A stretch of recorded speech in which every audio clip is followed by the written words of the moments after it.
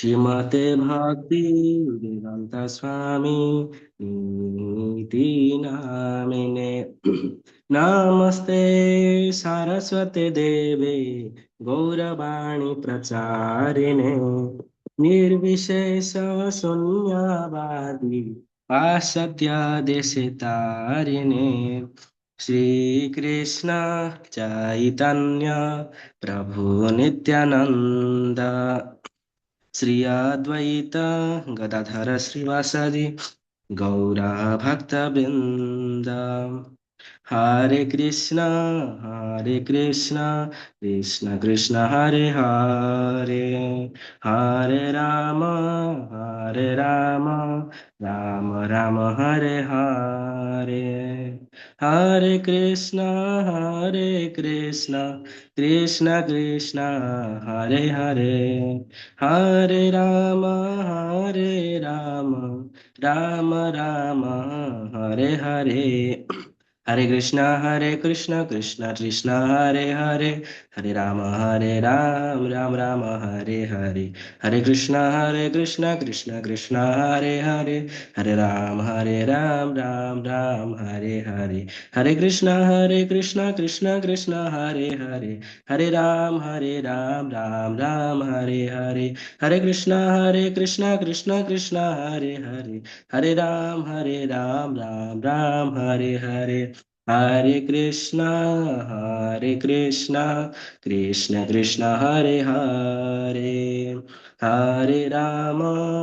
हरे राम राम हरे हरे हरे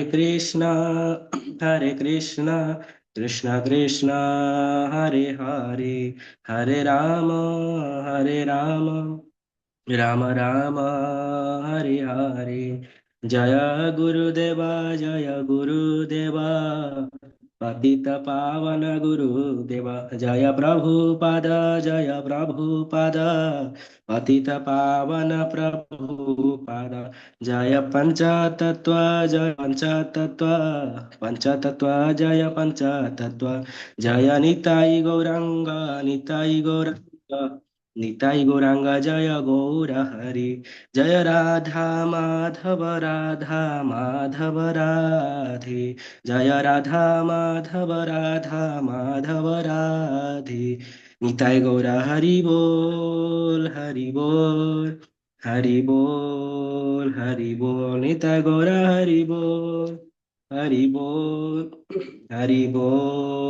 हरि बोल गोवन श्री हरिनाम संकीर्तन की जय। ॐ अज्ञानतिमिरान्धस्य ज्ञानाञ्जनशलाकया चक्षुरुन्मिलितं येन तस्मै श्रीगुरवे नमः। नमो विष्णुपादाय कृष्णपृष्ठाय भूतले श्रीमते भक्तिवेदान्त स्वामिनीति नामिने नमस्ते सारस्वते देवे गौरवाणी प्रचारिणे निर्विशेष शून्यवादी पाश्चात्यदेशतारिणे नमो महावदान्याय कृष्ण प्रेम प्रदायते कृष्णाय कृष्ण चैतन्य नाम्ने गौरतुषे नमः। हे कृष्ण करुणा सिंधु दीनबंधु जगत्पते गोपेश गोपिका कांत राधा कांत नमस्तुते तप्त कांचन गौरांगी राधे वृंदावनेश्वरी वृषभानुसुते देवी प्रणमामि हरिप्रिये नीलाचले निवासाय नित्याय परमात्मने बलभद्र सुभद्राभ्यां जगन्नाथाय ते नमः। जय श्री कृष्ण चैतन्य प्रभु नित्यानंद श्री अद्वैत गदाधर शिवासादि गौर भक्त वृंदा हरे कृष्णा कृष्ण कृष्ण हरे हरे राम हरे हरे। वैष्णव प्रणाम मंत्र। वाञ्छाकल्पतरुर्भ्यश्च कृपा सिन्धुभ्य एव च पतितानां पावनेभ्यो वैष्णवेभ्यो नमो नमः। अनंत कोटि वैष्णव भक्त वृंद की जय। जगद्गुरु शील प्रभुपाद की जय। नमाचार्य शिल हरिदास ठाकुर की जय। समस्त भक्त ମାନଙ୍କୁ ସ୍ୱାଗତ। ଆଜିର ମାୟାପୁର ରିଏଲାଇଜେସନ ସେସନ ଆଜି ତୃତୀୟ ଦିନ। ଆଜି ହିଁ ପ୍ରାୟ ସମସ୍ତେ ହିଁ ନିଜ ନିଜର ମାୟାପୁର ଏକ୍ସପିରିଏନ୍ସ ଯୋଉ ରହିଲା ସେୟାର କରିବେ। କାଲି କେବଳ ମଥୁରାଧୀଶ ପ୍ରଭୁଜୀ ସେୟାର କରିବେ ତାଙ୍କ ଏକ୍ସପିରିଏନ୍ସ। ଆଜି ପ୍ରଥମେ ଚୂଳ ପ୍ରଭୁଜୀଙ୍କୁ ସ୍ୱାଗତ କରିବା, ସେ ତାଙ୍କର ମାୟାପୁର ଯାତ୍ରା ରିଏଲାଇଜେସନ କହିବେ। ହରେ କୃଷ୍ଣ ପ୍ରଭୁଜୀ। हरे कृष्ण प्रभु जी धन्यवाद। हरे ଆଜ୍ଞା कृष्ण ପ୍ରଭୁଜୀ। प्रभु ପ୍ରଭୁ प्रभु ଦେହ ଭଲ ହେଲା ପ୍ରଭୁଜୀ ଆପଣଙ୍କର? ना प्रभु आज किसी जमा दिन सारा ମୁଁ किसी କହୁଥିଲି पाइनी। ପେଟ ଖରାପ ଆଜ୍ଞା। ଆଉ ହଉ ଦେଖନ୍ତୁ ପ୍ରଭୁଜୀ ଆଜ୍ଞା କେୟାର ନେଉଥିବେ। ଆଜ୍ଞା ଆଉ ପ୍ରଭୁଜୀ ଆପଣ କୁହନ୍ତୁ ଏଥର। वंशाकल्पतरुभ्यश्च कृपा सिन्धुएव च पतितानां पावनेभ्यो वैष्णवेभ्यो नमो नमः। अनंत कोटि वैष्णव वृंद की जय। समस्त प्रभुजी एवं माताजी ମାନଙ୍କୁ ମୋର ଦଣ୍ଡବତ ପ୍ରଣାମ। ସାଧାରଣତଃ ଭାବେ ମାୟାପୁର ଯାତ୍ରା ଯେତେବେଳେ ପ୍ଲାନିଂ ହେଲା, ମଠାଧୀଶ ପ୍ରଭୁ ମତେ 10-15 ଦିନ ପୂର୍ବରୁ କଲ୍ କରିଥିଲେ ଏବଂ ପ୍ରଭୁଜୀ କହିଲେ ଯେ ଆପଣ ଆମେ 4 ଦିନ ମାୟାପୁର ଯାତ୍ରା ରଖିଛୁ ଏବଂ ଆପଣ ଏଥିରେ ଯିବେ। ତ ପ୍ରଭୁଜୀଙ୍କୁ ମୁଁ ପ୍ରଥମେ ତ କହିଲି ପ୍ରଭୁଜୀ ମତେ କିଛି ସମୟ ଦିଅନ୍ତୁ, ମୁଁ ଆପଣଙ୍କୁ ଟିକେ କାମ ବି ଟିକେ ଥିଲା ମୋର, ତ ପ୍ରଭୁଜୀଙ୍କୁ ମୁଁ କହିଲି ଟିକେ ସମୟ ଦିଅନ୍ତୁ, ମୁଁ ଆପଣଙ୍କୁ ଜଣେଇବି ସନ୍ଧ୍ୟା ସୁଦ୍ଧା। ତ ପ୍ରଭୁଜୀ ସେଇ ସମୟରେ ମତେ କହିଥିଲେ ଯେ ଆପଣଙ୍କୁ ଯେ ତୁମେ ପାଦାଶ୍ରୟ ନେବାର ଅଛି। ଯେତେବେଳେ ପ୍ରଭୁଜୀ ସେଇ ୱାର୍ଡଟି କହିଲେ ଯେ ପାଦାଶ୍ରୟ ନେବାର ଅଛି ଗୁରୁ ମହାରାଜଙ୍କ ଠାରୁ, ତ ମୋର ଆନନ୍ଦ ମାନେ ସେଇଦିନ ମୁଁ ନିଶ୍ଚୟ କଲି ଯେ ନାଇଁ ମତେ ଏନି ହାଉ ମତେ ମାୟାପୁର ଯାତ୍ରା ଯିବାର ଅଛି। ଏବଂ ସେଇ ସନ୍ଧ୍ୟା ସୁଦ୍ଧା ମଧ୍ୟ ମୁଁ ମନସ୍ତତ୍ଵ କଲି ଯେ ମୁଁ ମାୟାପୁର ଯେମିତି ହେଲେ ଯିବି। ଏବଂ ସେଇ ସମୟରେ ମତେ ଈଶ୍ୱର ପ୍ରଭୁ, ଜଣେ ଆପଣ ବି ତା ପୂର୍ବରୁ ଜାଣିଥିବେ, ସେ ତ କେବେ ଜଏନ କରନ୍ତିନି, ସେ ମଧ୍ୟ ବୃନ୍ଦାବନ ଯିବା ପାଇଁ କହିଥିଲେ କିନ୍ତୁ ତାଙ୍କର କୌଣସି ମେଡିକାଲ କାରଣବଶତଃ ସେ ଯାଇପାରିଲେନି। ତ ସେ ମତେ ମଧ୍ୟ କହିଥିଲେ ମାୟାପୁର ଗଲେ ମତେ କହିବେ। ତ ଈଶ୍ୱର ପ୍ରଭୁ, ଓମ୍ ପ୍ରଭୁ, ଆମ 3 ଜଣ ଆମେ ରାଉରକେଲାରୁ ସାଧାରଣତଃ ଯାଇଥିଲୁ। ତ 3 ଜଣଙ୍କ ଟିକେଟ ମୁଁ ଅନଲାଇନରେ କରିଥିଲି ଏବଂ ଆମର ମଧ୍ୟ ଟ୍ରେନ ହେଇଯାଇଥିଲା। ଆମେ ରାଉରକେଲାରୁ ଯାଇଥିଲୁ ଏବଂ କିଛି କାରଣବଶତଃ ଟ୍ରେନ ବିଳମ୍ବରେ ଆମେ 14 ତାରିଖ ଦିନ 12ଟା ବେଳେ ମାୟାପୁରରେ ପହଞ୍ଚିଥିଲୁ, ଯାହାକି ମଥାଧୀଶ ପ୍ରଭୁ କିମ୍ବା ଆମ ପ୍ରକାଶ ପ୍ରଭୁ ଏମାନେ ଟିକେ ଶୀଘ୍ର ପହଞ୍ଚି ଯାଇଥିଲେ 10ଟା ପୂର୍ବରୁ। ତ ଆମକୁ ମଧ୍ୟ ଟିକେ ମାୟାପୁର ଦେଖିବା ପାଇଁ ଆମ ମନରେ ବହୁତ ଉତ୍ସାହିତ ଥିଲା। ସେଇ ସମୟରେ ଆଗୁଥିଲୁ ଯେ କି କେମିତି ଆମେ ଟିକେ ଶୀଘ୍ର ପହଞ୍ଚି ଯାଆନ୍ତୁ ଏବଂ ଯାହା ହଉ ଭଗବାନଙ୍କ କୃପାରୁ ଆମେ ମଧ୍ୟ ଠିକରେ ସେ ପହଞ୍ଚି ଯାଇଥିଲୁ। ତାପରେ ସେଠାରେ ପହଞ୍ଚିବା ପରେ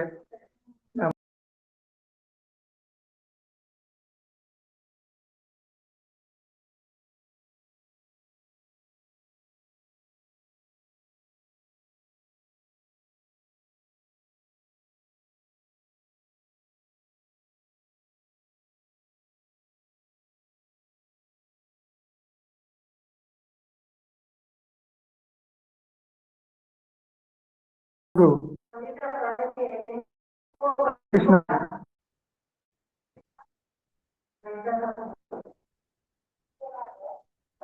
हरे कृष्ण प्रभु ହରେ କୃଷ୍ଣ ଚୂଡ଼ାମ ପ୍ରଭୁଜୀ। प्रभु କଟିଗଲେ नेटवर्क ବୋଧେ। कोटी ଆଜ୍ଞା ଆଜ୍ଞା ଆଜ୍ଞା ଆଜ୍ଞା ଏବେ ଆସିଲା आज्ञा କ୍ଲିୟର। प्रभु। ଆସିଲା କୁହନ୍ତୁ।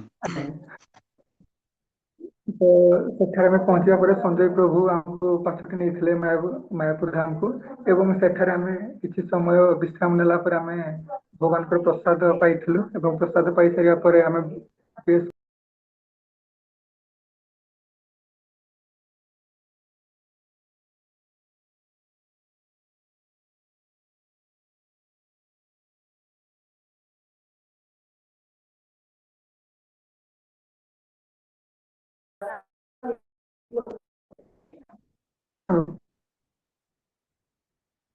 ପ୍ରଭୁ କ୍ଷମା କରିବା ଗାଁରେ ନେଟୱାର୍କ ପାଇଁ ଖୋଲି ଯାଉଛି ସନ୍ଧ୍ୟା ସମୟରେ ନେଟୱାର୍କ ହରିକି ଆଜ୍ଞା ପ୍ରଭୁଜୀ ଆସିଲା ଏବେ। ଦିଥର ପ୍ରଭୁଜୀ କଟିଗଲେଣି ଆପଣ। କ୍ଷମା ଆଜ୍ଞା କରିବେ ପ୍ରଭୁଜୀ। ଗାଁରେ वीडियो ନେଟୱାର୍କ ଠିକ ऑफ ସେ करके ରହୁନି इनको ସେଥିପାଇଁ। वीडियो ऑन करो ना वीडियो ऑफ करके इनको ଆଜ୍ଞା ଆଜ୍ଞା ପ୍ରଭୁ। ପ୍ରଭୁ ସେଇ ସନ୍ଧ୍ୟା ବେଳେ ଆମେ ମନ୍ଦିର ପରିକ୍ରମା କରିଥିଲୁ ସେଇଦିନ 14 ତାରିଖ ଫେବୃଆରୀ 14 ଦିନ ପରିକ୍ରମା କରିସାରିଲା ପରେ ଫେବୃଆରୀ 15 ଦିନ ଆମେ ସକାଳେ ଆମର ତ ମଙ୍ଗଳ ଆରତୀ ମୋର ମାନେ ବହୁତ ଆଗ୍ରହ ଗାଁରେ ମଧ୍ୟ ଥିଲାବେଳେ ମୁଁ ବହୁତ ଚେଷ୍ଟା କରେ ଅନଲାଇନରେ ମଧ୍ୟ ମଙ୍ଗଳ ଆରତୀ ଦର୍ଶନ କରିବା ପାଇଁ ଅନଲାଇନ ମାୟାପୁର ଟିଭିରେ ଏବଂ ସେଇ ଯୋଉ ଆଗ୍ରହ ଉତ୍କଣ୍ଠା ମୋ ମନରେ ମାନେ ବାରମ୍ବାର ମତେ ଟାଣି ନଥାଏ ଯେ ମାୟାପୁର ଦର୍ଶନ ମତେ କରିବାର ଅଛି ତ 14 ତାରିଖ ଠିକ ରାତିରେ ଶୋଇଲା ପରେ ମଧ୍ୟ ମୁଁ ଭାବୁଥିଲି କେମିତି 15 ତାରିଖ ଦିନ ଶୀଘ୍ର ଯାଇକି ମଙ୍ଗଳ ଆରତୀ ମୁଁ ଦର୍ଶନ କରିବି ତାପରେ ଶୀଘ୍ର ସେଦିନ ଉଠିକି ସେଦିନ ଓମ୍ ପ୍ରଭୁ ପ୍ରଥମେ ଉଠିଲେ ମୁଁ ଭାବୁଥିଲି ମନରେ ଶୋଇକି ଯେ ନା ମତେ ପ୍ରଥମେ ଉଠିବାର ଅଛି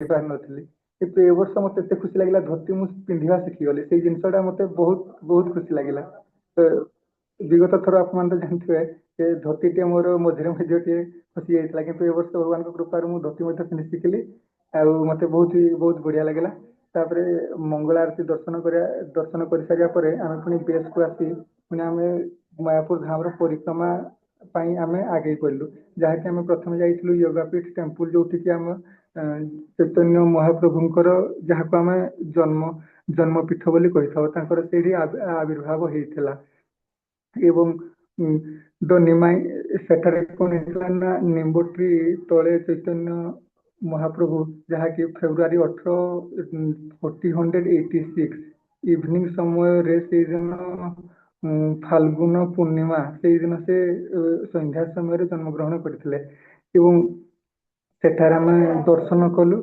ତା ହଁ ତାଙ୍କର ପିତା ଥିଲେ ତାଙ୍କର ମାତା ଥିଲେ ଆମର ସତୀ ମାତା ଏବଂ ତାଙ୍କର ପିତା ଜଗନ୍ନାଥ ମିଶ୍ରଙ୍କୁ ମଧ୍ୟ ଆମେ ସେଠାରେ ଦର୍ଶନ କରିଥିଲୁ ତାଙ୍କର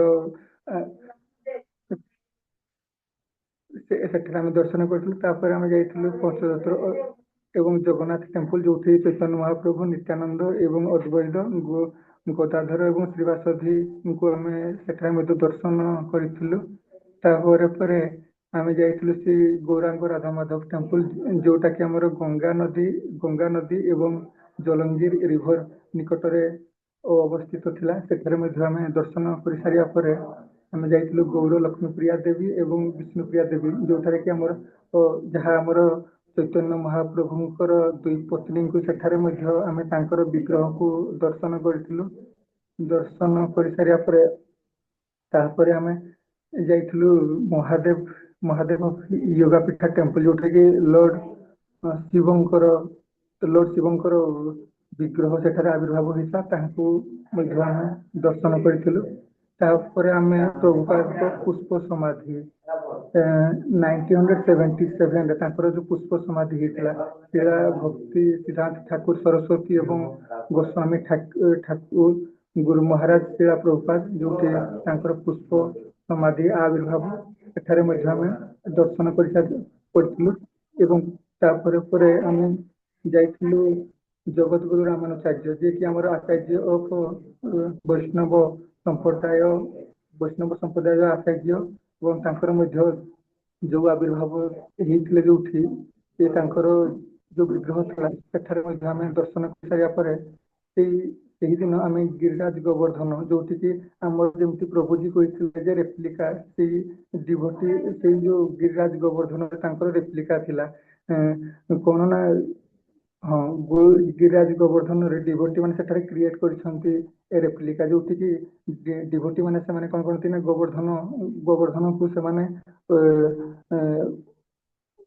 ଗୋବର୍ଦ୍ଧନକୁ ସେମାନେ ଏଇ ଯୋଉ ଅଭିଷେକ ମଧ୍ୟ କରିଥାନ୍ତି ଏବଂ ପ୍ରଭୁଜୀ କହୁଥିଲେ ଯେ ଆମର ଯୋଉ ମାୟାପୁର ବୃନ୍ଦାବନରେ ଯେ କୌଣସି ମାନେ ସେଠାରେ ଆମେ ରେପ୍ଲିକା ସାଧାରଣତଃ ଦେଖିବାକୁ ମିଳେନି ଏଇ ୱାର୍କ ମଧ୍ୟ ଆମର ତା ପୂର୍ବରୁ ଯିଏକି ଆମ ଜୟପ୍ରକାଶ ପ୍ରଭୁ ମଧ୍ୟ କହିଥିଲେ ଆଉ ଏଇ ଜିନିଷଟି ବି ମୋର ମନେ ଅଛି ଏବଂ ସେଇଦିନ ପରିଶେଷରେ ଆମେ ଯାଇଥିଲୁ ଜଗନ୍ନାଥ ବଳଭଦ୍ର ସୁଭଦ୍ରାଙ୍କ ଟେମ୍ପୁଲକୁ ମଧ୍ୟ ପରିଶେଷରେ ଆମେ ଦର୍ଶନ କରିଥିଲୁ ଏବଂ ଏତିକି କରିସାରିବା ପରେ ତାପରେ ଆମେ ଯାଇଥିଲୁ ଗୋଶାଳା ଯୋଉଠିକି ଆମର ଯୋଉ ଲୋକନାଥ ସ୍ୱାମୀ ଗୁରୁ ମହାରାଜଙ୍କର ପାଦାଶ୍ରୟ ନେବାର ଥିଲା ସେଇ ମୁହୂର୍ତ୍ତ ମନରେ ସବୁବେଳେ ଉତ୍କଣ୍ଠାର ସହିତ ଭରି ରହୁଥିଲା ଯାହାକି ମୋ ମନରେ ସବୁବେଳେ ଉଙ୍କି ମାରୁଥିଲା ଯେ ମତେ ଗୁରୁ ଲୋକନାଥ ସ୍ୱାମୀ ମହାରାଜଙ୍କର କେତେବେଳେ ପାଦାଶ୍ରୟ ନେବାର ଅଛି ତ ସେଇ ସମୟରେ ଯୋଉ ଖୁସି ଆନନ୍ଦ ଉଲ୍ଲାସ ସେ ତ ତାକୁ ତ ବର୍ଣ୍ଣନା କରିପାରିବିନି, କିନ୍ତୁ ବହୁତ ମନରେ ଆଗ୍ରହ ଥିଲା ଯେ ମତେ ପାଦାଶ୍ରୟ କେବେ ନେବାର ଅଛି। ସାଧାରଣତଃ ମୁଁ ପୂର୍ବରୁ କଣ କରୁଥିଲି ନା 12 ରାଉଣ୍ଡ କୋଉଦିନ 8 ରାଉଣ୍ଡ ଏମିତି ଚାମ୍ପିଂ କରୁଥିଲି। ମୁଁ ପ୍ରଭୁଙ୍କୁ କହିଥିଲି ଯେ ମୁଁ ଆଟଲିଷ୍ଟ 12 ରାଉଣ୍ଡ କରିବି, କିନ୍ତୁ ବେଳେ ବେଳେ ଦିନେ ଦିନେ କଣ 6 ରାଉଣ୍ଡ 8 ରାଉଣ୍ଡ ଏମିତି ହେଇଯାଏ। ତ ମୁଁ ଭାବିଥିଲି ଯେ ମୁଁ କିଛି ଯଦି ଗୋଟେ ଡିସିଜନ ଏମିତି ନେବି ତ ମୋର ଭକ୍ତିରେ ମୁଁ କେମିତି ପ୍ରୋଗ୍ରେସ କରିବି। ତ ସେଇଦିନ ମତଦୀଶ ପ୍ରଭୁଙ୍କ ଆଜ୍ଞାନୁକ୍ରମେ ଏବଂ ବିଲମଙ୍ଗଳ ପ୍ରଭୁଙ୍କ ଆଜ୍ଞାନୁକ୍ରମେ ମୁଁ ପାଦାଶ୍ରୟ ଲୋକନାଥ ସ୍ୱାମୀ ମହାରାଜଙ୍କର ପାଦାଶ୍ରୟ ନେଲି ଏବଂ ମତେ ସେଇଦିନ ବହୁତ ମାନେ ଖୁସି ଆନନ୍ଦ ଉଲ୍ଲାସ ଲାଗିଲା। ଏବଂ ପାଦାଶ୍ରୟ ନେବା ପରିସରରେ ମାନେ ଆମେ ଭଗବାନଙ୍କର ମହାପ୍ରସାଦ ପାଇଥିଲୁ ମଧ୍ୟ, ଯାହାକି 13 ନା 14 ପ୍ରକାର ଏମିତି ହେଇଥିଲା। ତ ସେଇଦିନ ମଧ୍ୟ ବହୁତ ବଢିଆ ଲାଗିଲା। ତାପରେ ସେଠାରେ ପ୍ରସାଦ ପାଇସାରିବା ପରେ ଆମେ ପୁଣି ବେଶକୁ ଆସିଥିଲୁ। ବେଶକୁ ଆସି ସାରିଲା ପରେ ପୁଣି ସେଇଦିନ ସନ୍ଧ୍ୟାରେ ଆମର ଗୁରୁ ମହାରାଜଙ୍କର କୀର୍ତ୍ତନ ବେଳା ହେଇଥିଲା, ଯୋଉ ଯାହାକି ଦ୍ୱିତୀୟ ଦିନ ଥିଲା। ତ ଆପଣମାନେ ଜାଣିଥିବେ ଗୁରୁ ମହାରାଜଙ୍କ କୀର୍ତ୍ତନ କହିଲେ ଆଉ କଣ କହିବି, ସେ ତ ମାନେ ଆପଣ ଇଚ୍ଛା ନଥିଲେ ମଧ୍ୟ ନାଚିବା ପାଇଁ ଆଗ୍ରହ ହୁଏ। ଗୁରୁ ମହାରାଜଙ୍କ କୀର୍ତ୍ତନ ଏତେ ବଢିଆ, ତାଙ୍କର ଯେତେବେଳେ ବି ମୁଁ ଫ୍ରି ଟାଇମ ଥାଏ ୟୁଟ୍ୟୁବରେ ତାଙ୍କର କୀର୍ତ୍ତନ ଥାଏ, ତ ତାହାକୁ ମତେ ଶୁଣିକି ବହୁତ ଆନନ୍ଦ ଲାଗେ। ଏବଂ ତାପରେ ଗୁରୁ ମହାରାଜଙ୍କ କୀର୍ତ୍ତନ ସରିବା ପରେ ତାପରେ ଈଶ୍ୱର ପ୍ରଭୁ ମୁଁ ଆମେ ଯାଇକି କିଛି ଘର ପାଇଁ ମାୟାପୁରରୁ କିଛି ପ୍ରସାଦ ଆଣିଥିଲୁ ଏବଂ ମାଙ୍କ ପାଇଁ ମୁଁ ସାଧାରଣତଃ ଗୋଟେ ଶାଢୀ ଆଣିଥିଲି ଏବଂ ବାପାଙ୍କ ପାଇଁ ଗୋଟେ ଶାଲ ଆଣିଥିଲି। ତ ସେଇଟା ବି ବହୁତ ଖୁସି ଲାଗିଲା ମାୟାପୁର ଧାମରୁ। ଏବଂ ତାପରେ ଆମେ କିଛି ସମୟ ପ୍ରସାଦ ପାଇ ସାରିବା ପରେ ଆମେ ଆସି ବେଶରେ କିଛି ସମୟ ଅପେକ୍ଷା ପରେ ଆମେ ପୁଣି ଶୋଇଥିଲୁ ଏବଂ ତାପରେ ପୁଣି ଉଠିବା ପରେ ଯେମିତି ଆମେ ସାଧାରଣତଃ ମଙ୍ଗଳ ଆରତୀ ପାଇଁ ଆମେ ଯାଇଥିଲୁ। ଏବଂ ସେଇ ଆମେ ତା ପରଦିନ ଯୋଉଟା କି 16 ତାରିଖ ଦିନ ଆମେ ପୁଣି ସେମିତି ମାୟାପୁର ପୁଣି ପରିକ୍ରମା କ୍ରମେ ପୁଣି ଆମେ ଆଗେଇ ଯାଇଥିଲୁ, ଯାହାକି ଆମେ ଯାଇଥିଲୁ ସେଦିନ ଶ୍ରୀବାସ ସଙ୍ଗନ, ମୋର ଟିକେ ଠିକ ସେ ମନେ ପଡୁନି, ଶ୍ରୀବାସ ସଙ୍ଗନ ବୋଧେ ଯୋଉଠି ପ୍ରଥମ କୀର୍ତ୍ତନ ସେଣ୍ଟର ହେଇଥିଲା, ମାନେ ଆମର ସାରା ବିଶ୍ୱରେ ଯୋଉଠି ପ୍ରଥମ କୀର୍ତ୍ତନ ହେଇଥିଲା ଶ୍ରୀମାନ ମହାପ୍ରଭୁଙ୍କର, ଯୋଉଟା ଫେଭରାଇଟ ପ୍ଲେସ ଥିଲା। ତାପରେ ଆମେ ଶିଳା ଭକ୍ତି ବିନୋଦ ଠାକୁରଙ୍କର ଯୋଉଠି ଭଜନ କୁଟୀର, ତାଙ୍କର ଯୋଉଠି ଅରିଜିନାଲ ସମାଧି ପ୍ଲେସ ଏବଂ ଶିଳା ଭକ୍ତି ବିନୋଦ ଠାକୁରଙ୍କର ସେଇଠି ଆମେ ପରିଭ୍ରମଣ କରିଥିଲୁ। ଏବଂ ଆମେ ତାପରେ ପରେ ହରିହର ଟେମ୍ପୁଲ ଯୋଉଠି ଆମର ଅଛନ୍ତି ମାନେ ଅଧା ବିଷ୍ଣୁ ଏବଂ ଅଧା ଶିବଙ୍କର ଆବିର୍ଭାବ ଯୋଉଠି, ତାହା ମଧ୍ୟ ଆମେ ପରିକ୍ରମା କରିଥିଲୁ। ତାପରେ ପରେ ଆମେ ଅଳକାନନ୍ଦା ରିଭରରେ ଆମେ ସବୁ ଡିଭୋଟି ମିଶିକି ଏକ ଫଟୋ ମଧ୍ୟ ଉଠେଇଥିଲୁ।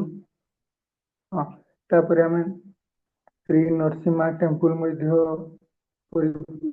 ପରିଭ୍ରମଣ କରିଥିଲୁ ଏବଂ ଏମିତି ତ ସବୁ ଆମେ ପରିଭ୍ରମଣ କରିଥିଲୁ। ତାପରେ ସେଇଦିନ କିଛି ସମୟ ଅତିବାହିତ କଲା ପରେ ଆମର ଠିକ 12 ଘଟିକାରେ ଆମେ ଆସିକି ଗଙ୍ଗା ନଦୀ କୂଳରେ ଆମର ବହୁତ ଆଗ୍ରହ ଥିଲା ଯେ ଆମେ କେମିତି ଗଙ୍ଗାରେ ସ୍ନାନ କରିବୁ, କିନ୍ତୁ ଏ ସମୟ ଅଭାବ ଏବଂ ନିଜର ବସ୍ତ୍ର ଆମେ ନେଇନଥିବାରୁ ଆମେ ଗଙ୍ଗାରେ ଠିକ ସେ ସ୍ନାନ କରିପାରିଲୁ ନାହିଁ। ସେଇଟା ଗୋଟେ ମନରେ ଟିକେ ଦୁଃଖ ରହିଗଲା। ଏବଂ ଯାହା ହଉ ବି ନେକ୍ସଟ ଟାଇମ ମାନେ ଆଗ୍ରହ ଅଛି, ନେକ୍ସଟ ଯେବେ ଗଲେ ସେଇଟା ପୂରଣ ହବ। ପ୍ରଥମ ବର୍ଷ ତ ଆମେ ଯେହେତୁ ଅଧିକ ଦିନ ରହିଥିଲୁ ତ ଗଙ୍ଗାରେ ଆମେ ସ୍ନାନ କରିଥିଲୁ, କିନ୍ତୁ କାରଣବଶତଃ ଏଇ ବର୍ଷ ସେଇଟା ସମୟ ଅଭାବରୁ ଆମେ କରିପାରିଲୁ ନାହିଁ। ସେଇଟା ଟିକେ ମନରେ ଅଫସୋସ ରହିଗଲା। ତାପରେ ଆସିକି ଆମେ ପ୍ରସାଦ ପାଇଲୁ ଏବଂ ତାପରେ ଯେହେତୁ ଆମର 2ଟା ନା 2:30ରେ ଟ୍ରେନ ଥିଲା, ତ ପୁଣି ଆମେ ଆସିକି ମାୟାପୁର ଷ୍ଟେସନ ନବଦୀପ ଧାମ ଷ୍ଟେସନ ପୁଣି ଆସିକି ଆମେ କଲିକତା ହାଉଡାରେ ପୁଣି ଆମେ ଆମର ନିଜର ଟ୍ରେନ ଧରିକି ପୁଣି ଆମେ ରାଉରକେଲା ଆସିଥିଲୁ। Hare Krishna bro. Spiritual promise ଟିକେ ଆପଣଙ୍କର କହିବେ ଟିକେ ଆଜ୍ଞା ଆଗକୁ ବ୍ରୋ, କଣ ଆଜ୍ଞା। ଆଜ୍ଞା ବ୍ରୋ। ପ୍ରଥମତଃ ଯେବେଠାରୁ ମୁଁ ମାୟାପୁର ଯାଇଛି, ସାଧାରଣତଃ ମୋ ପରିବର୍ତ୍ତନ ଆଣିବା ପାଇଁ ଚେଷ୍ଟା କରିଛି। ମୁଁ ପ୍ରତ୍ୟେକ ଦିନ ମୁଁ 16 ମାଳା ଜପ କରୁଛି ଏବଂ ୱିଦାଉଟ୍ ଅନିଅନ ଗାର୍ଲିକରେ ଭଗବାନଙ୍କୁ ପ୍ରସାଦ ଲଗେଇକି ପାଉଛି। ଏବଂ ଏଇ ସମୟରେ ଟିକେ କିଛି ବାଧାବିଘ୍ନ ଆସୁଛି, ତଥାପି ତାହାକୁ ମୁଁ ଏଡେଇକି ମଥାଧୀଶ ପ୍ରଭୁକୁ ଯେତେବେଳେ ବି ଡିମୋଟିଭେଟ ହେଇଯାଉଛି, ମଥାଧୀଶ ପ୍ରଭୁଙ୍କୁ ଫୋନ କରିକି ମୋର ଜଣାଉଛି।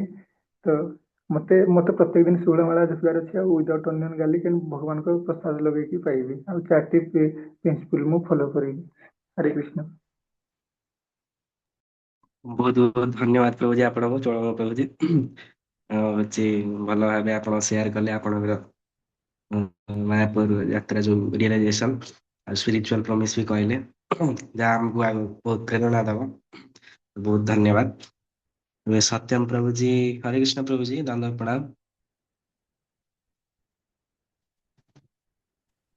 हरे कृष्ण प्रभु जी, दंडवत प्रणाम।